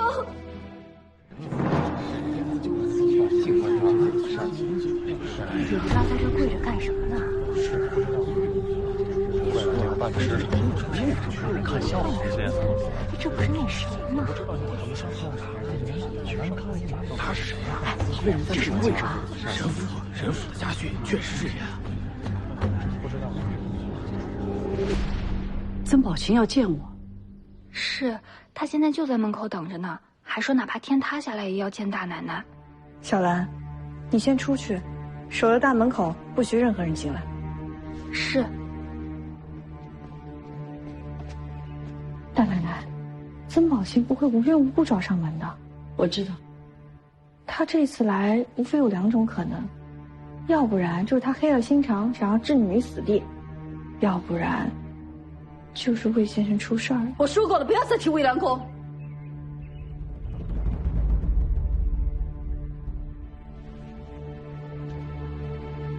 你去问曾宝琴，他来找我到底为什么？是。叔伯。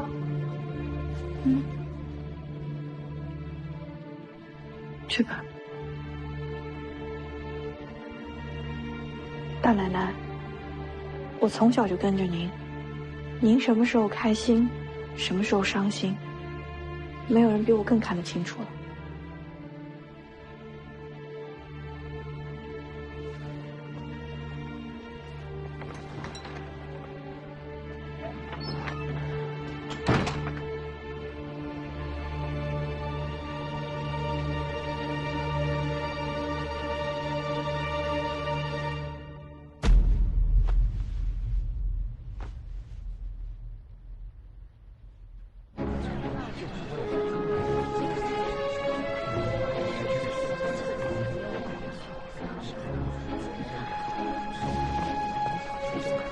曾小姐，你找我们大奶奶有何事？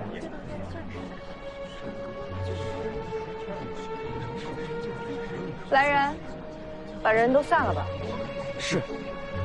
散了吧，散了吧，都回去吧，回去吧，回去吧，别看了，别看了，别看了，回去吧，都散了，散了，回去吧。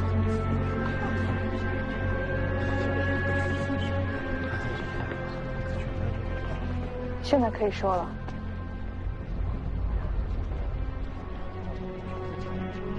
梁公生病了，他想见审罪行。我可以带你进去，但进去之前你要想好了，这人家的大门可不是随便进的。什么意思？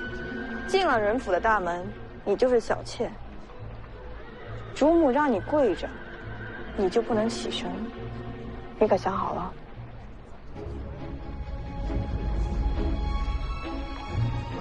你威胁我，你可以当是威胁，也可以不受我的威胁。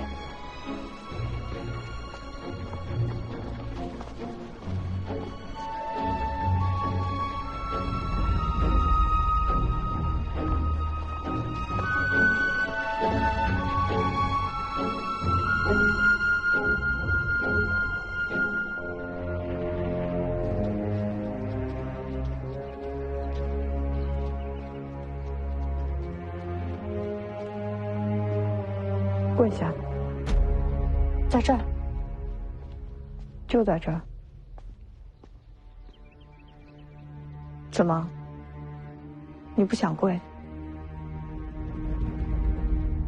郑小姐，今天我心情好，我就给你一个反悔的机会。要是你现在就离开仁府，我就当你从来没有来过。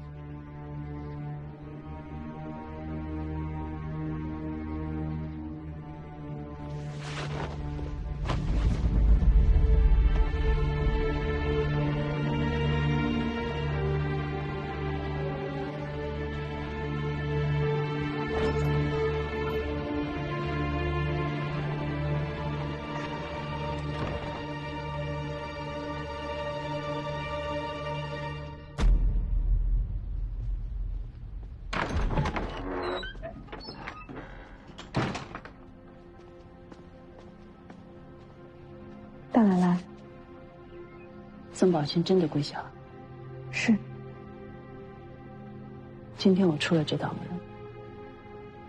或是曾宝清设下圈套骗了我，或是被李昭发现。不管是哪条路，都是死路。大奶奶，我愿意跟你一起去死。你傻呀！你要是陪着我死，人家怎么办？秀山怎么办？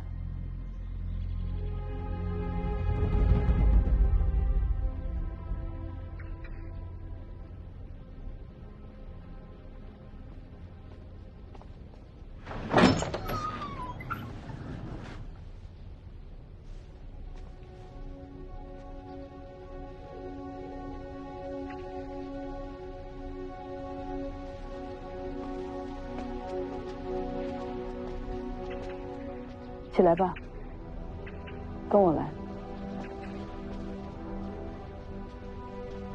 赶紧跟上来。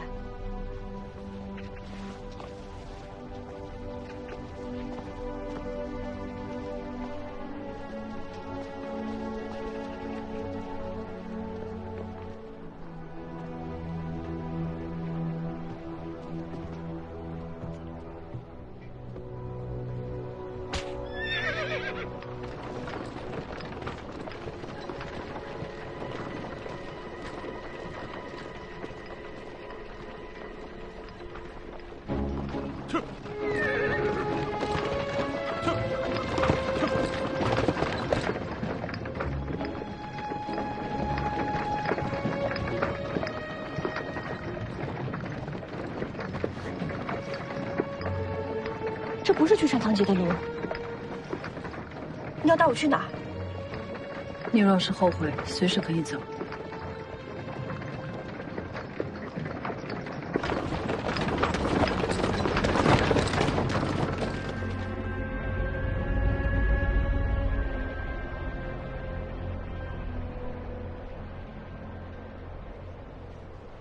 魏良公病了，他想要见我。是。梁公病得很重，郎中说，他怕是熬不过这个冬天了。说谎！苏州城里有名的郎中，我都一一请来给他把过脉。你如果不相信，你可以去问他。谁知道他们是不是被你收买的？陈翠喜，你要怎么样才肯相信我？你跳下去，我就信你说的是真的。这么冷的天，我从这儿跳下去，我是会没命的。我是任学堂的妻子，是人家的当家主母，你让我去见魏良公，难道不是要我的命吗？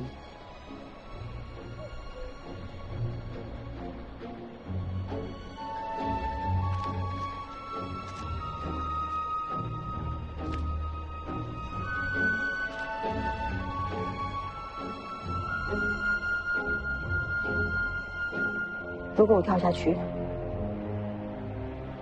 你就会去见他，是吗？你跳下去，我就去见他。我们一命换一命，很公平。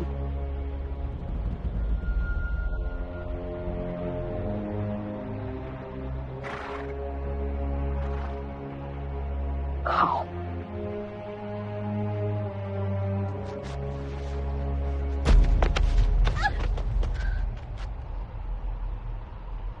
你到底想怎么样？曾宝清，到这个时候你还不说真话吗？我梁公要见我，这话是他说的吗？他怎么说的？你一个字一个字的告诉我。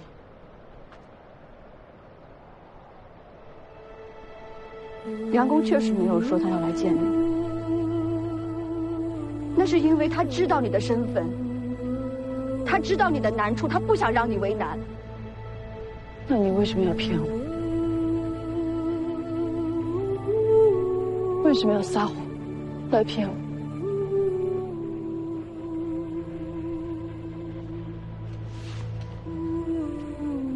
这个小木人是梁公说刻了要送给我的生辰礼物，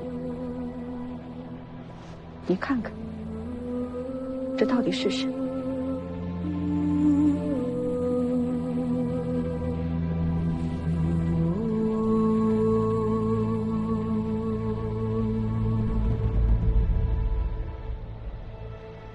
梁公真的是个傻子，他日日夜夜的刻着，还以为刻的人是我。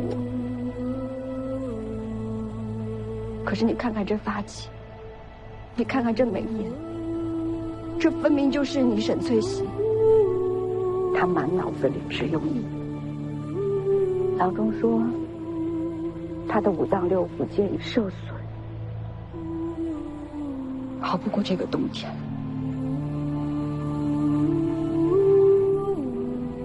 沈翠喜，就当是我求求你，你能不能去见梁公一面？你去见见他，你跟他待一会儿，哪怕就一小会儿，行吗？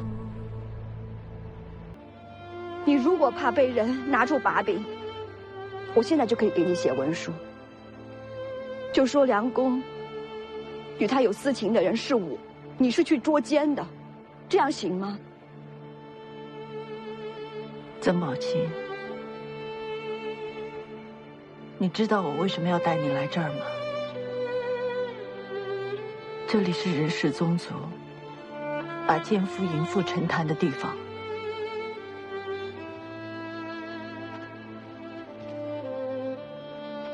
这一池寒潭，深不见底。老一辈的人都说，那些奸夫淫妇活该不见天日。来的路上我就在想，如果这是你设下的圈套，那就是我的宿命，就是这一池寒潭。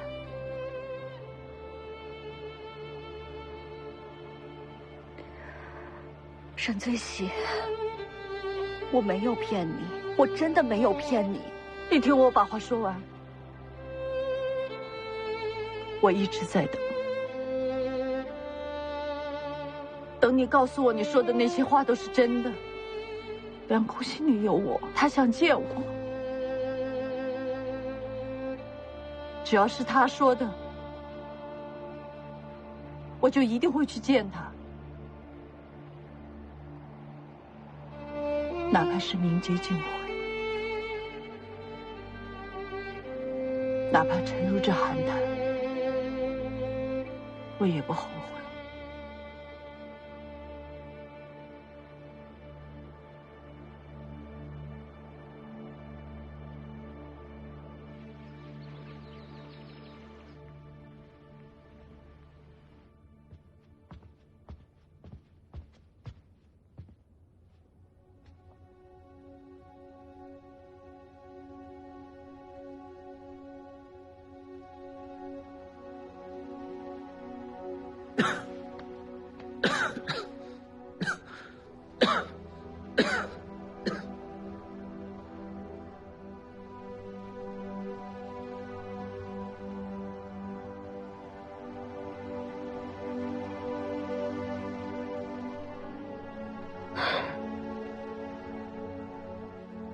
我觉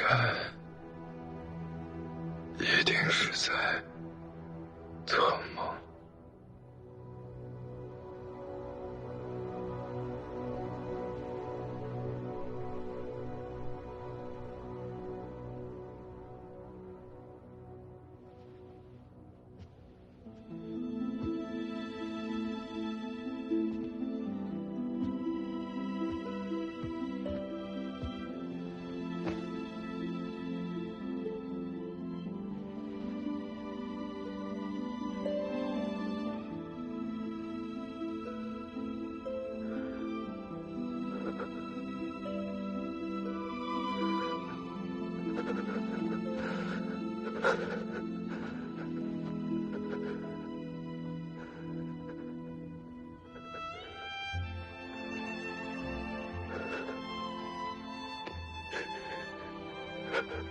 那就当那是场噩梦。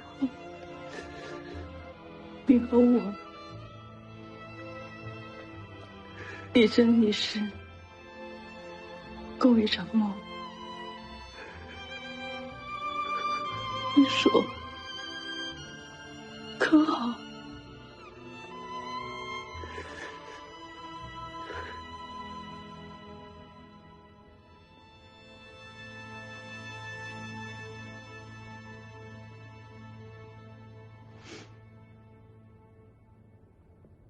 大奶奶，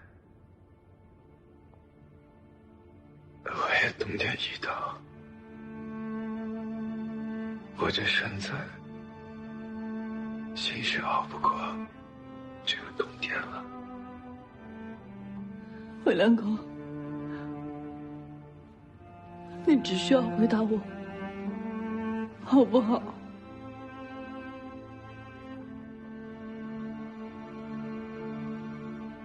这一世，一世，只有一场梦。最近，你不会觉得委屈吗？既然来了，什么都放下了。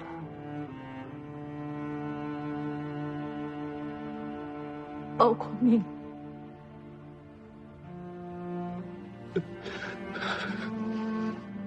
你这是何苦？如果一生一世，若一场梦都没有，那才叫苦。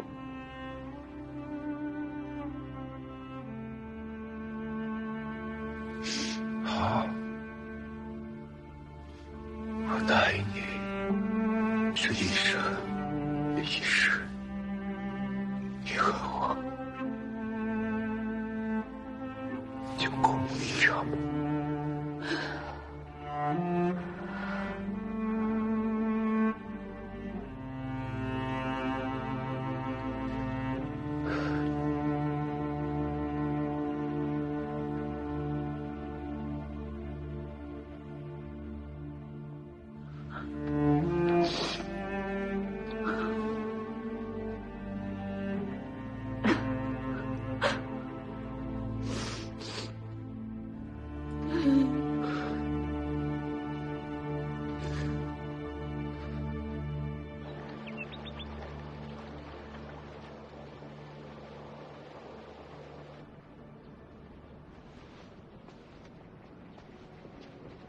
淑芳，咱们回府。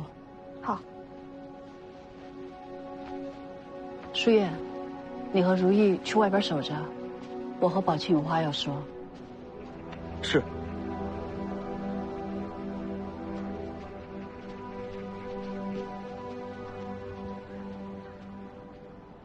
谢谢。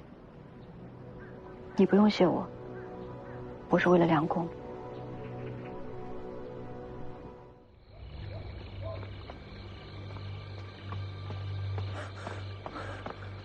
怎么样？这附近都检查过了，没什么人。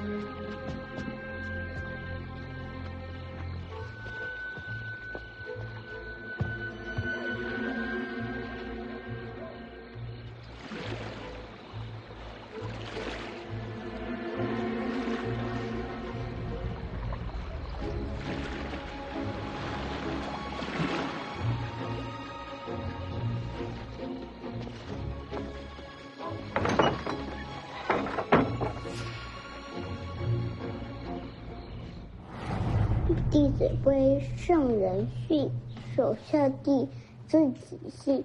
泛爱众而亲仁，有余力，哲学文。父母呼，应勿缓；父母命，行勿懒；父母教，须敬听；父母责，须。先生，您怎么来了？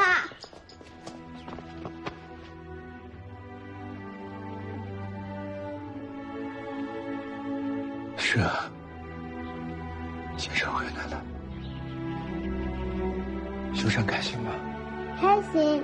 先生不在的这些日子，我很想先生。那先生以后继续教修善读书，好不好？好。魏先生，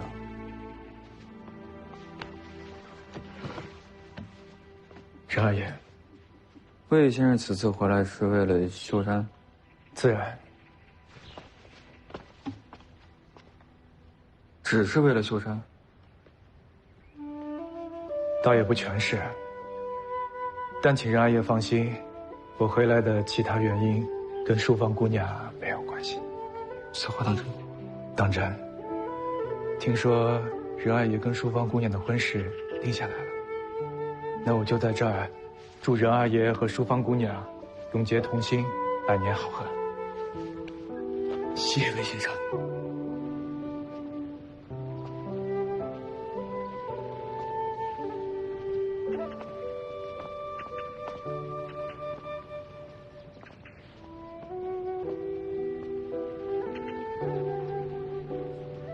魏先生，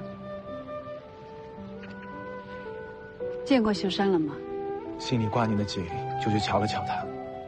大奶奶不用担心，我见了秀山，心里欢喜，就连身子也松快了许多。那就好。都说大奶奶知锦克斯的技艺天下无双，我能否去绣房开开眼界？好啊，我带你去。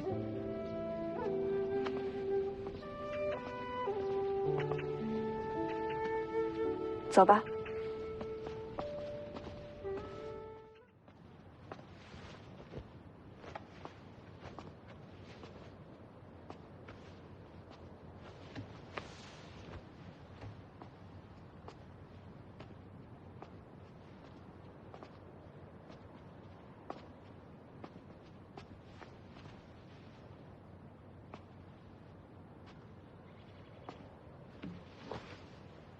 这个鸳鸯图是我绣坏的，不看。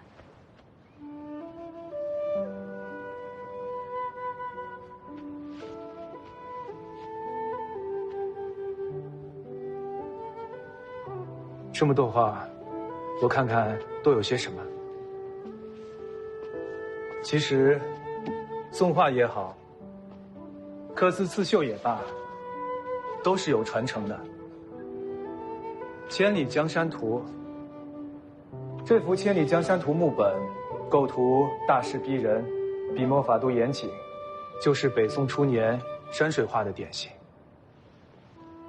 至宋徽宗宣和年间，因徽宗爱画懂画，又将宋画的技法拔高到了新的一重意境。李唐的采薇图，李唐当年参加宋画院的考试时，宋徽宗出题竹所桥边卖酒家，旁人大多都在酒家上下功夫，只有李唐画了小溪桥畔的竹林深处，协调出一幅酒联，深得所意，他因此成名。多年后，二帝北狩，李唐一路颠沛流离，逃到了杭州。这幅采薇图就是李唐晚年在杭州所画，其画已去繁就简。你看，和前面的《千里江山图》的繁复相比，是不是不一样了许多？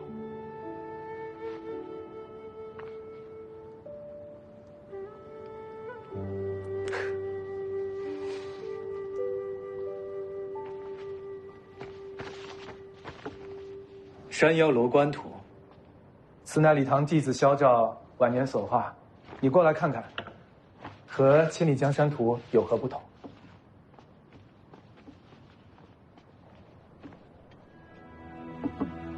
这《千里江山图》，山在正中，这个山腰楼观图，山都退到一侧了。那哪幅画的山势更显雄峻？虽然各有千秋，这个山腰楼观图，近山隆重，远山清淡，虚实对比，意境深远，似乎什么？虚笔之术与群山呼应结合，浑然一体，似乎显得这山势更为雄峻。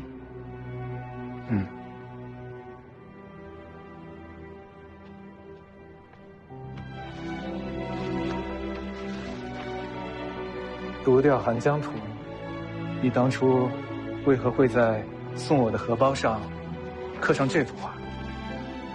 当时也没想那么多，只是觉得这幅画很配你。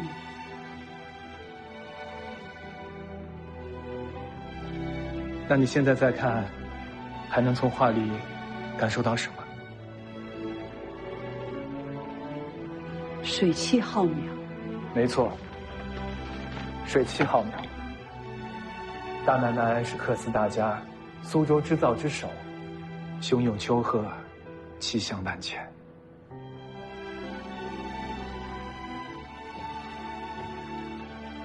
姐姐那是在和你赌气，故意为难你。这些小儿女的心思，你不必入心。人长本天成，妙手偶得之。你聪明过人，应该知道，越是强求，越是求而不得。不如就此放下，说不定哪天又能找到感觉了呢。你觉得我能找到感觉？我相信你。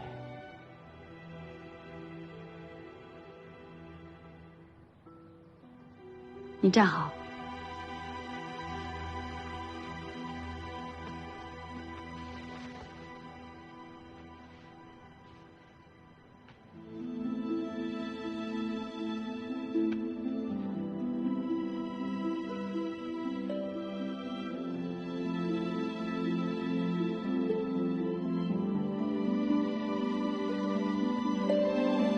大奶奶，你先别动。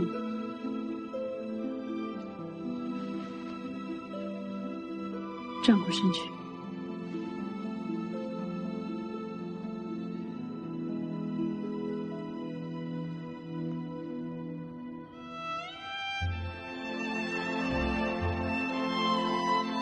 大奶奶，我叫沈翠喜。听我娘说，我出生那一天，窗外的树上，恰巧飞了一只喜鹊而得名。青树翠蔓，65枝齐，有喜也。翠喜，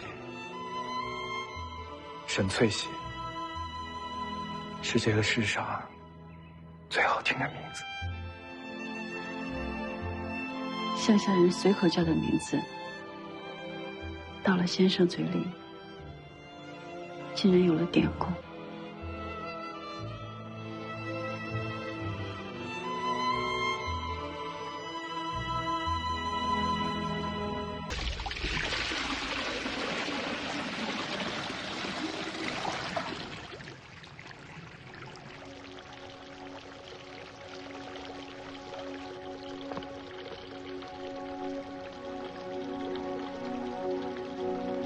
你怎么走到这儿来了？这里清洁，我想搬到这儿来住。这儿原本是给曾宝琴修的，我也在这儿住过一段时。我听姐姐提起过，那段时间你在这儿住着，心里一定不好过吧？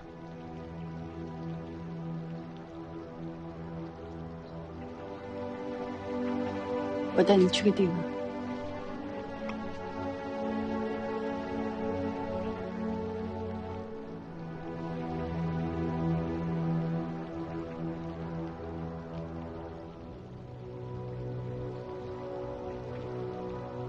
你跟我来。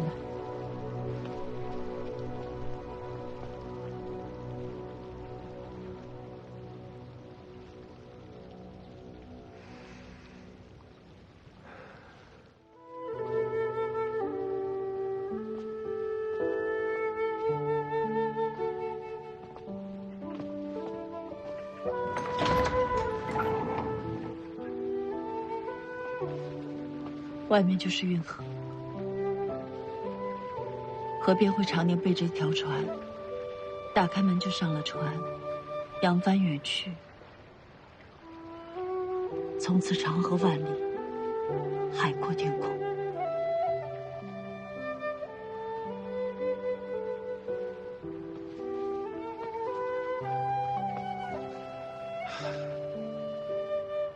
长河万里，海阔天空。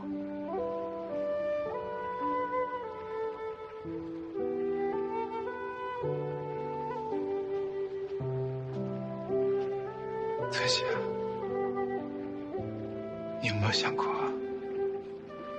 走出这道门？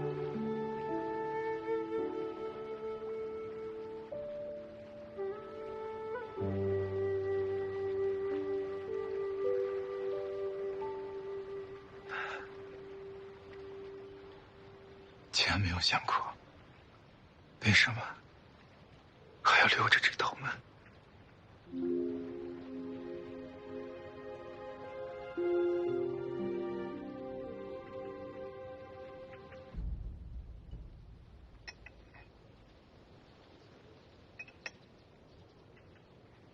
原来你是为了姐姐才留的这道门。人家是我的命，我不允许任何人把它从我手里夺走。可别人的命也是命，只有看重别人的命，别人才会看重你的命。对不起，翠喜。为什么这么说啊？初识你的时候，我对你有成见。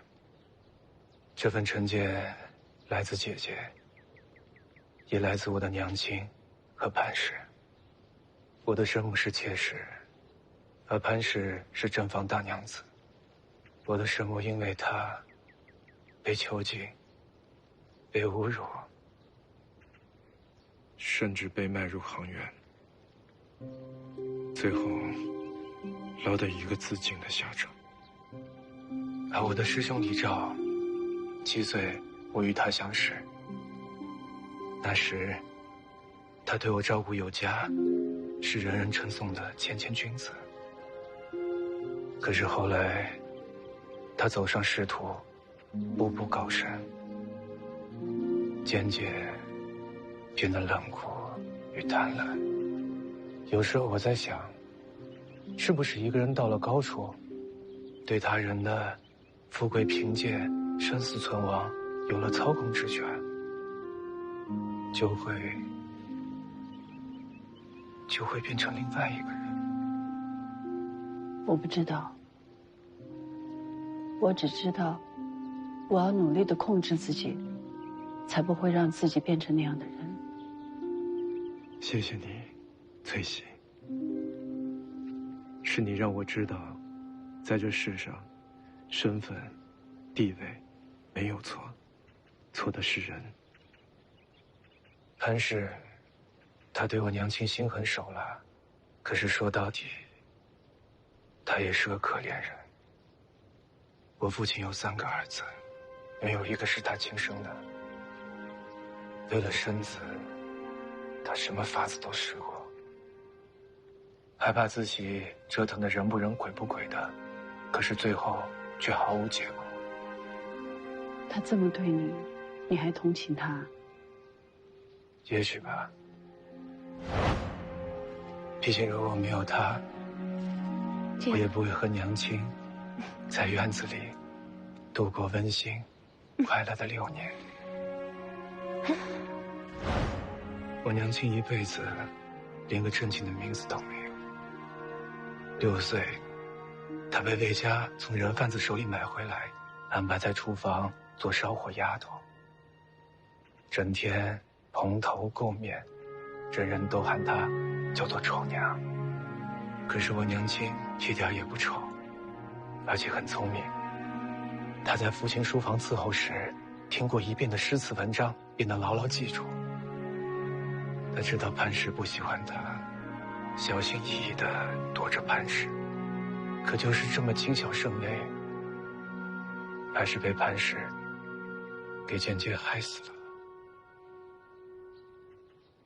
李昭曾说，我该请人为娘亲和潘氏著书立传，好让世人知道我有2个好母亲。一个虽然深入行院，却还有羞耻之心；一个守着家宅，恪尽职守，养得我精彩绝艳，成为江南神童。简直是荒谬。你我都觉得荒谬之事，在李昭看来，却是理所当然。他说，一旦这文章广为传播，定能为我铺平经世之路。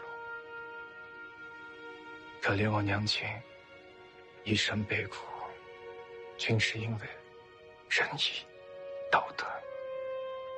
可是在李昭这儿，他竟成了仁义道德的典范。所以你从来不与李昭来往？道不同，不相为谋。可你终究还是为了我去见他。都过去了，最起都过去了。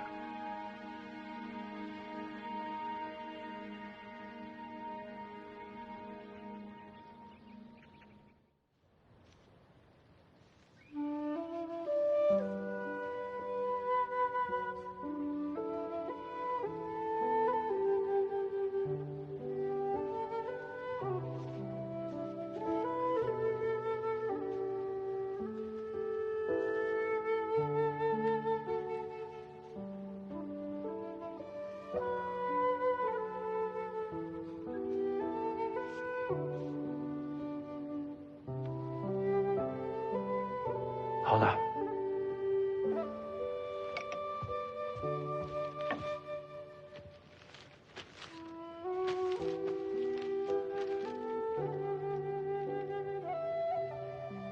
原来我的画像长这个样子的。换做以前，我还会给这画作上色彩。只是现在我明白了，最简单的才是最美、最真实的。我的心已经很多年没有这样平静了。我总觉得，我一生下来就已经很老了。遇到你之前，我的心总是一片的死气沉沉。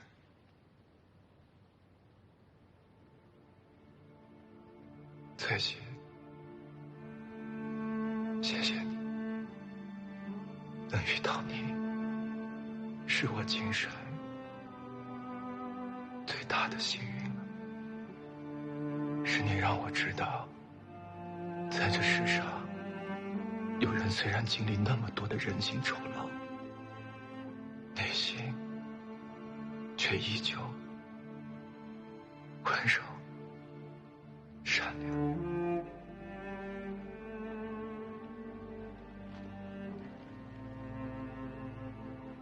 我没你想的那么好，我只是努力的在做一个好人，一个众人眼中的好人。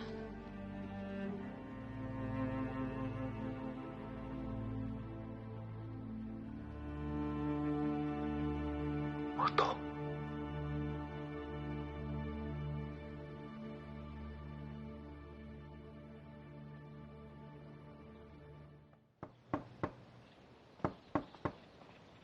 来啦！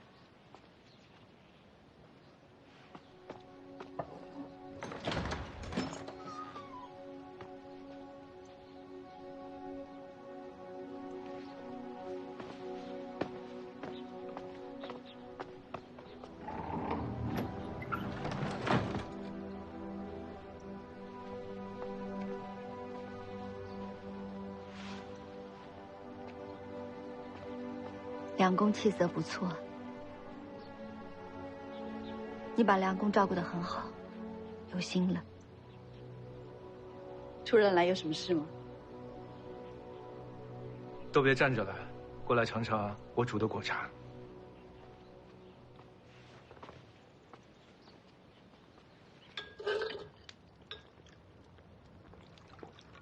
这是什么？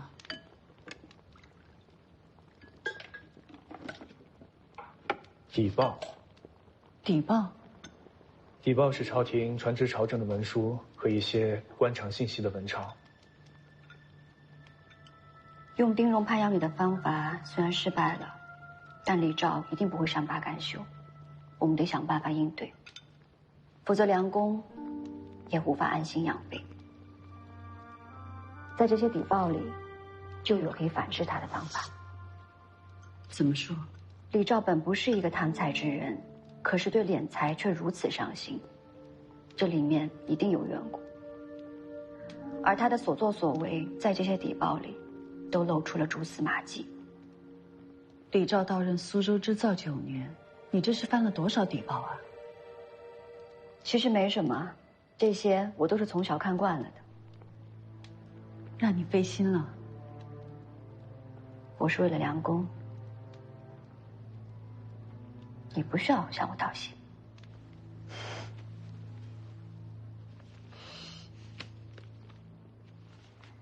唉，苏州织造府早在前朝便已设立，后因战事频繁，也就废弃了。9年前，李肇受命重振织造府。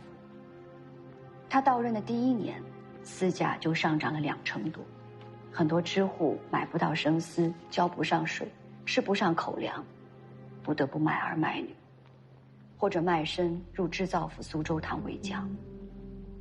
他几乎没花什么力气，就将苏州堂扩张了2倍有余。你看的这第1份底报，是一份公文钞，上面记录了当年因为李肇办事得力，得到了天子亲口嘉奖。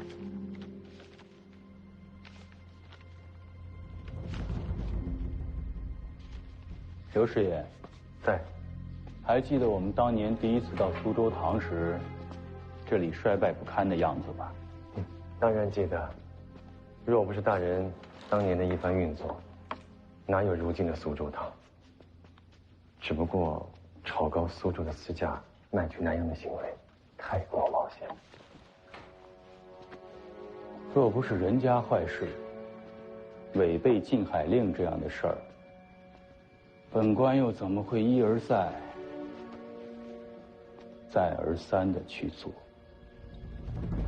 他到任那年，只身前来，身边没人，又没有余财，怎么就搅动了那么大的风波？我和雪堂因此还商议过了好几次。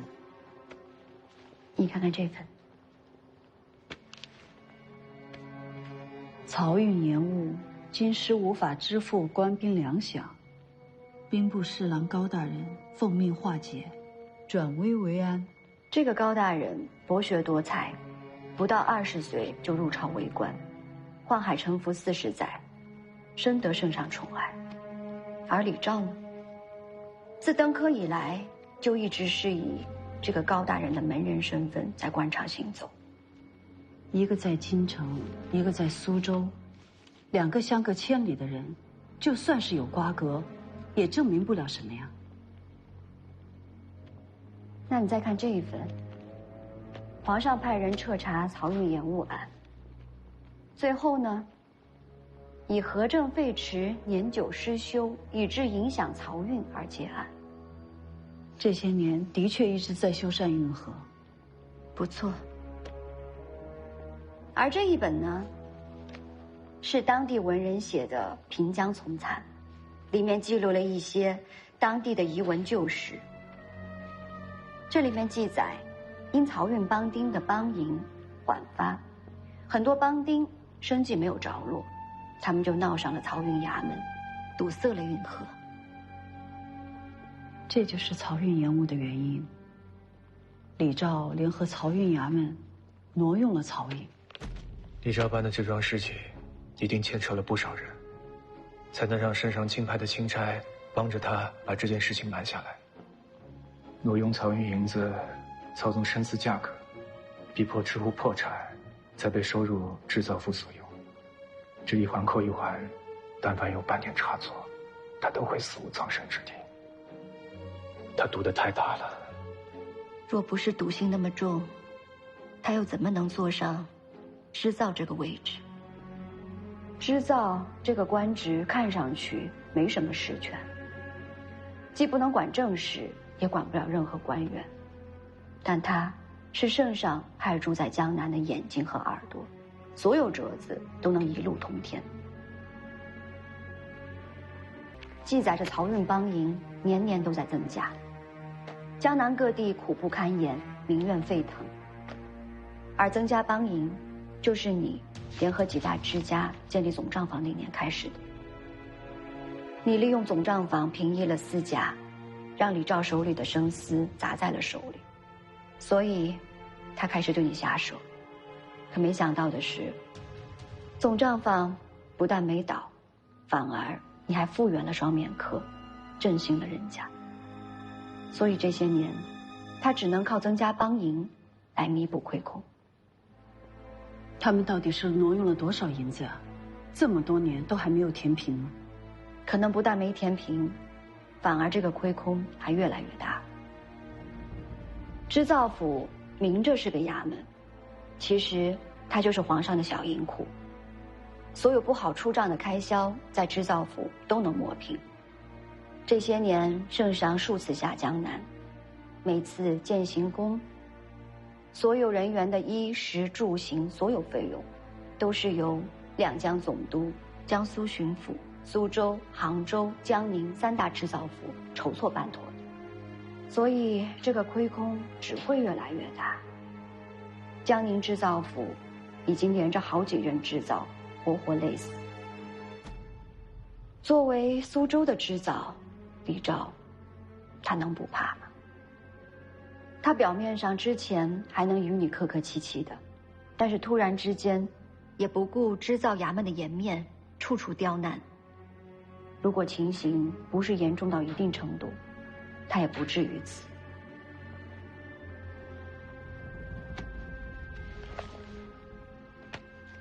这一份底报里记载着，半年前皇上派人监察户部为朝廷集财，此令一出，各地的官员为之胆寒，都在埋头处理亏空。清理亏空，若是查到漕运衙门，李肇他们办的事情就瞒不住了。所以这些日子他方寸大乱，行事也越来越不择手段。我估算过李肇手里囤的生丝数量，那是一个庞大的数字。这些年总账房将私价压得死死的，他手里的生丝并没有卖出去。想要填平那笔漕银亏空，太难了。所以这就是我们的机会。我写了一封命令信，只要把信派人送到户部，将漕银的事情抖出来，那朝廷就一定会派人来查。到时候李肇他自顾不暇，哪还有时间来烦扰你们？若能去此都宠，苏州百姓便可大安了。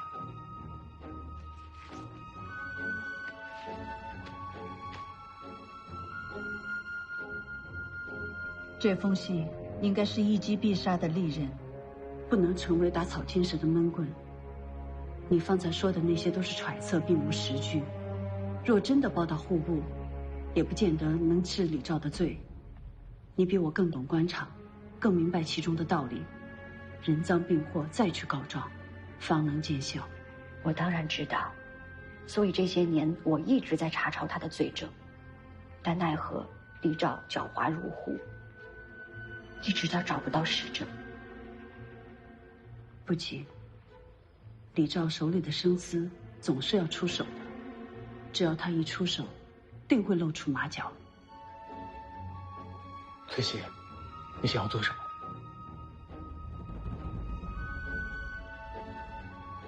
你方才不是说，户部再过几月就要清查亏空吗？若到了那个时候，知府衙门再加以巡逻。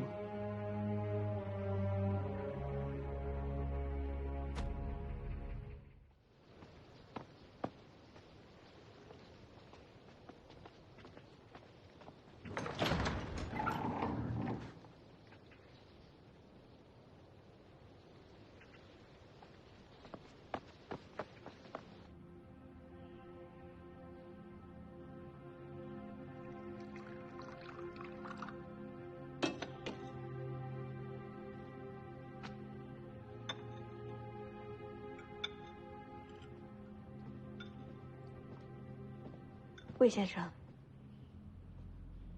巡逻已经开始了吗？今天已经开始了，如果顺利的话，应该今天就会有结果。您先把药给喝了吧。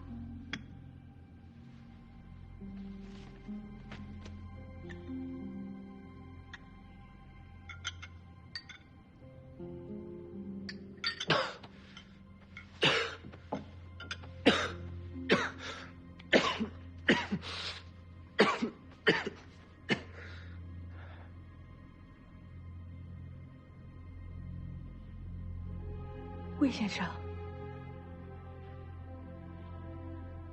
没事，一会儿就好了。别告诉大奶奶。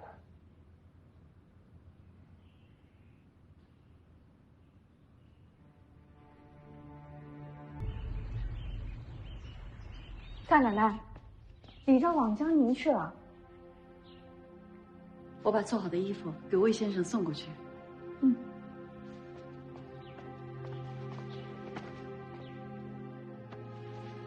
我派去江宁的信使，连同最近收集到的证据，都已经在路上了。很快，江宁的官场就会知道李兆办砸了差事，他攀附的那些权贵，怕是要好好想一想，还要不要继续留下他。这一次，够他喝一壶的了。你干嘛那么看着我呀？是不是觉得我对李兆太过心狠手辣？怎么会？是李昭逼你太甚，也能要求你总是退让。我只是喜欢看你锋芒毕露的样子，比你平时克制着性子的时候更好看，更真实。你喜欢我锋芒毕露，可世人都喜欢温柔娴雅的女子。我的嫡母潘氏，人人都说她宽容大度、温柔娴熟。可是我知道，她活的是那样的痛苦。她强压着本性，饱含怒火的欺凌身边的弱者，这样扭曲心性的温柔大度，在我看来是那样的丑陋。这世间有爱，有恨，有仇，有怨，世人皆苦。每个人活在这世上都是艰难求生，自然也该各自有不同的脾性。你心存善良，是李昭逼你太甚，也能要求你总是退让。你总是那么体谅我，合身吗？好不好看？好看。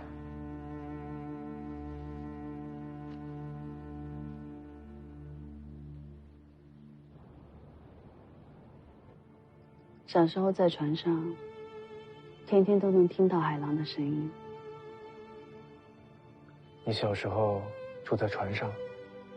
嗯。我和爹爹在海边打鱼为生。我从小就跟着我爹出海打鱼，生活虽然清贫，但也自在。那后来呢？后来你是怎么来到人家的？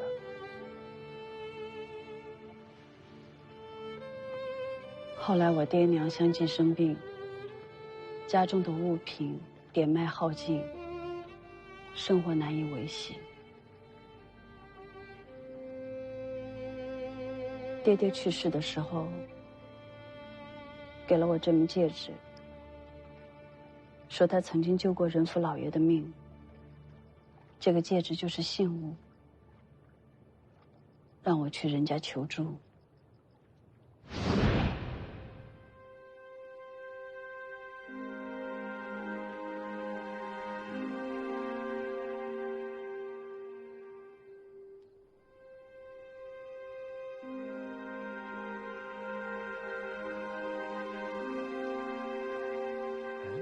仁府门口怎么站着个小姑娘？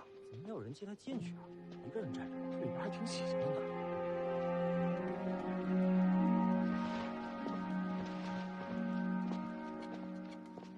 哇，今天的月亮好圆呐！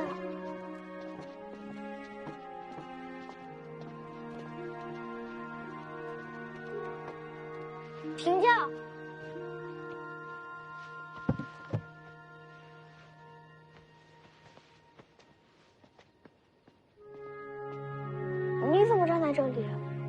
是有什么事儿吗？吴淑芳，你别碰我，你别害怕。你是找人家有事吗？我可以帮你。我是来找人家老爷的，我爹救过他。啊？你爹救过人家老爷？那你就是人家老爷恩人之女。嗯。走，我带你进去。曾小姐，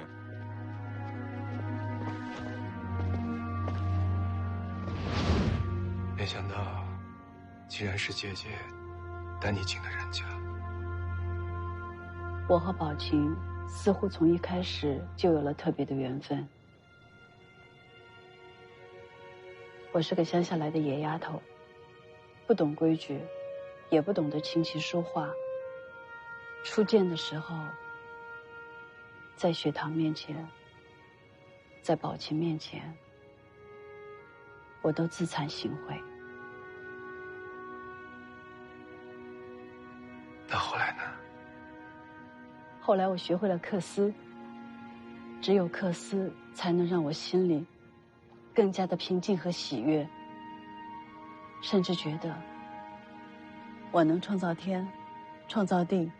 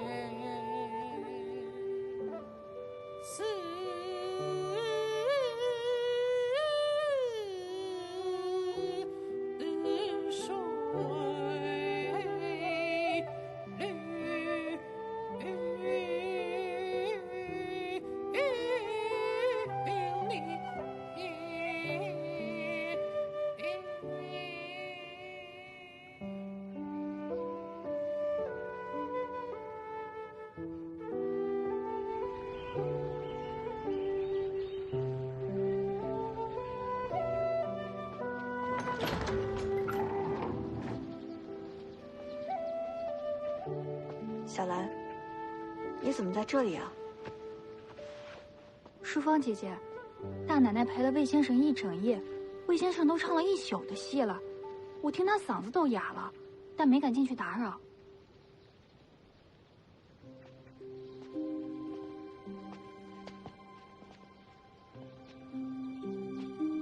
难道你不劝劝魏先生？他的身子怎么经得起这样耗啊？随他们去吧。有些事情啊，不在人有精神的时候做，会后悔一辈子的。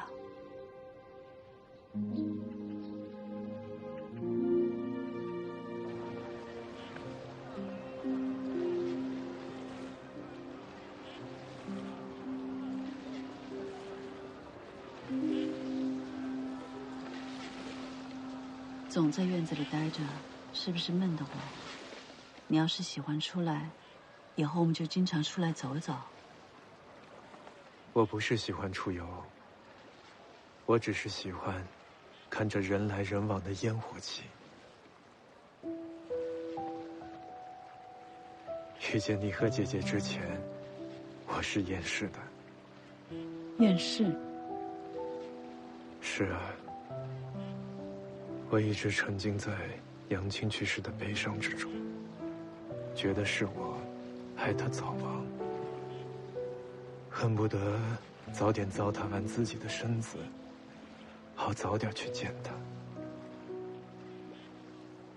可是有时候，我看到这世上还有那么多人艰难却努力地活着，我又觉得我或许应该活下去。幸好我还有这么点念头，然后遇到了你和姐姐，让我看到了这世上还有那么多的美好。那现在呢？现在，我只恨自己没有早一点遇到你。姐姐让我明白，人无论怎样，都要活着。而你让我知道，人还可以这样活着。这世间对女子的束缚如此之多，你和姐姐都能这样活，而堂堂一男子，又岂能颓废、沮丧？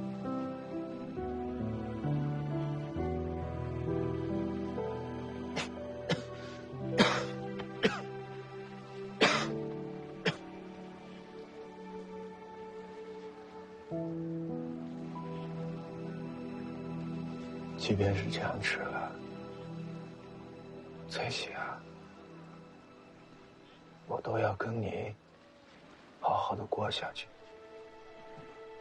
我们一起看过冬日的腊梅，还要在一起看春花盛放。会的，很快就会重回大地的。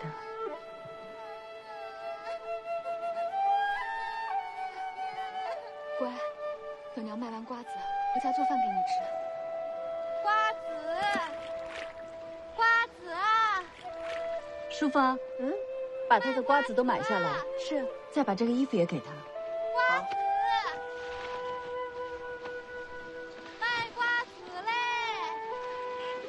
瓜子我们都买下了，把这衣服你也拿回去吧。银子给你。多谢姑娘。来，女儿，跪下。多谢姑娘的大恩大德。敢问您家主人是谁？还请告诉我，我回去和大家说说他的菩萨心肠。不用了，赶紧带孩子回去吧，好好生活。谢谢姑娘。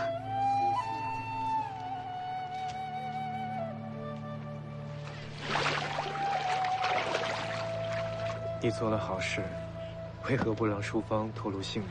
比起良善的名声，我更适合厉害的名声。再说我买他的瓜子，怎么就是做好事了？我跟他都是一样，都凭手艺吃饭。我没有做好事，他也不需要我救济。翠喜，我终于知道为何是你，而不是其他人搬起了总账房。我没想这么多，我只想着私家不能大起大落，那样3户和支户都会没了饭吃。我知道我挑头做了总账房，肯定得罪了制造府的人。可是不试一试，我总觉得对不起这些年来人人都称赞我的那句“苏州克斯第一人”。你招砸的不仅仅是人家一家的饭碗，可是最后却是你一个人承受了他全部的怒火和报复。翠喜，你真的太不容易了。李照不是很快就要被我们赶走了吗？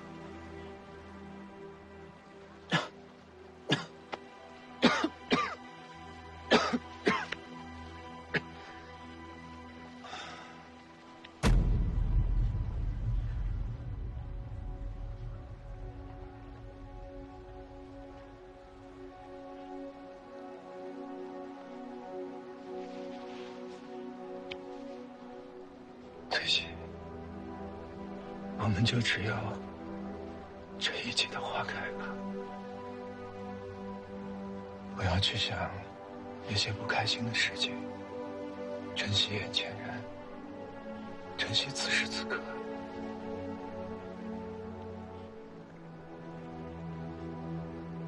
我们在一起，就是一场美梦。我只盼着这场梦能够安详、宁静。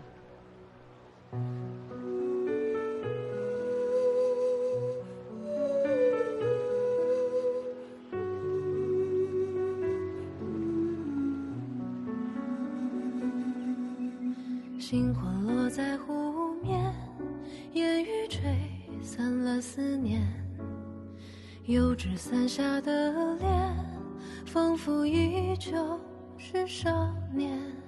梦里你的容颜，断断续续在浮现，好想回到从前，醉了我倒在水边。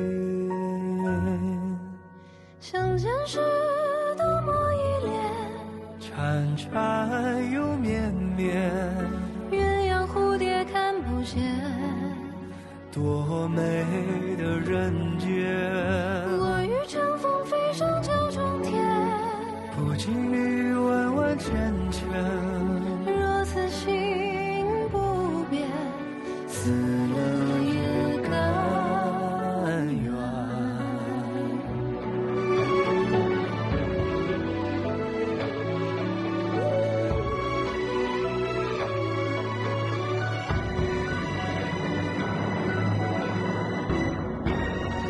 这件事如梦似烟，真假太难辨，爱得太深，痛得甜，绝不是敷衍。心事双重碧落像黄泉，相逢中断了线，等不到春天，白发染红颜。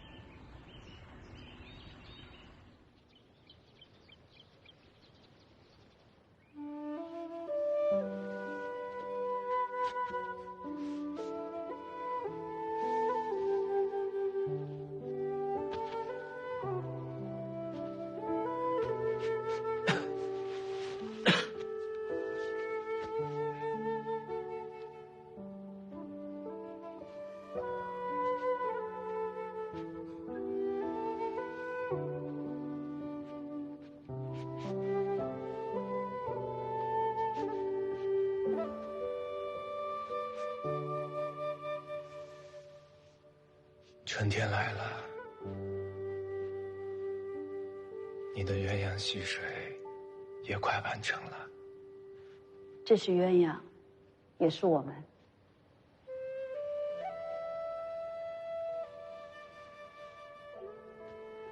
读书人说的三不朽，我不期待。可是，和你在一起的不朽，却是我所期盼。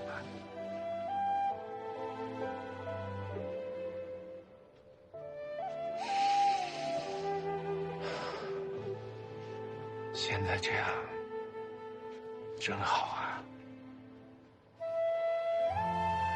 在这么美的春天，翠喜陪着我。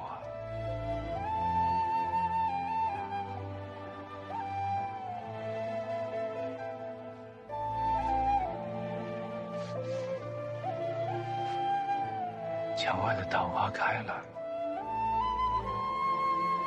运河的水也变绿了。明天会是一个大晴天。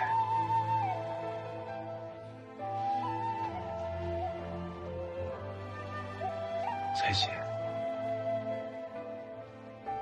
你明天陪我去河边走走，我们再去桥洞底下听一次闲话，好不好？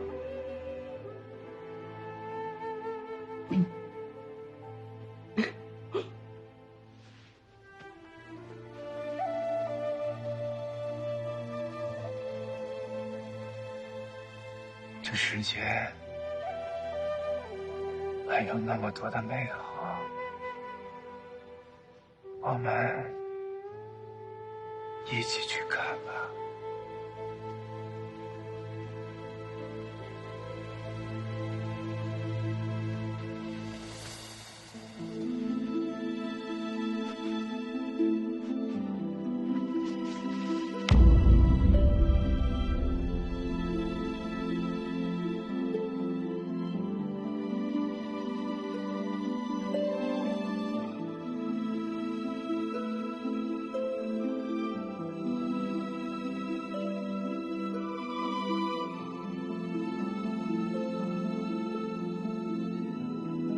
魏良公，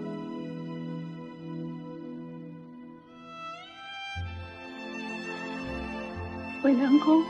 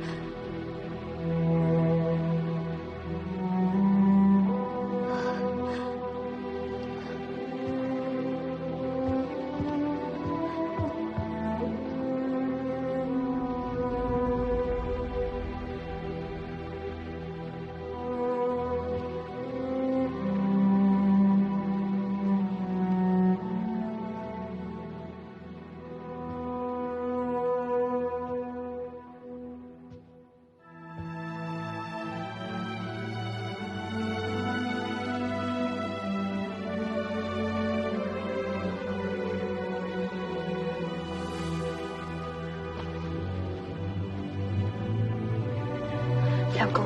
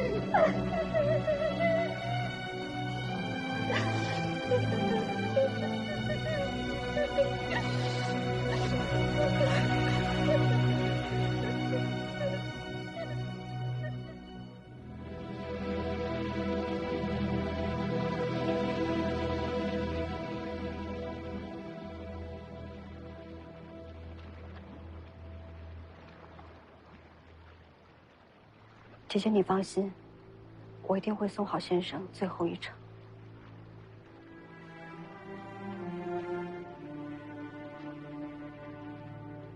你快回去吧，让外人看见了不好。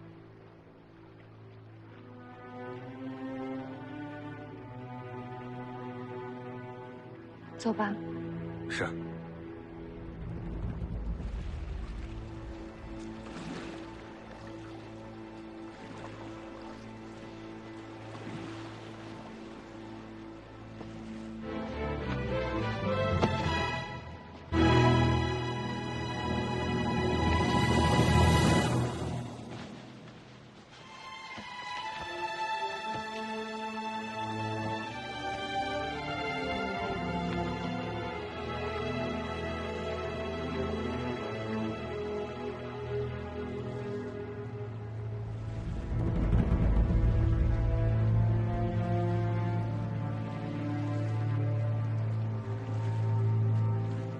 大奶奶，我们回去吧。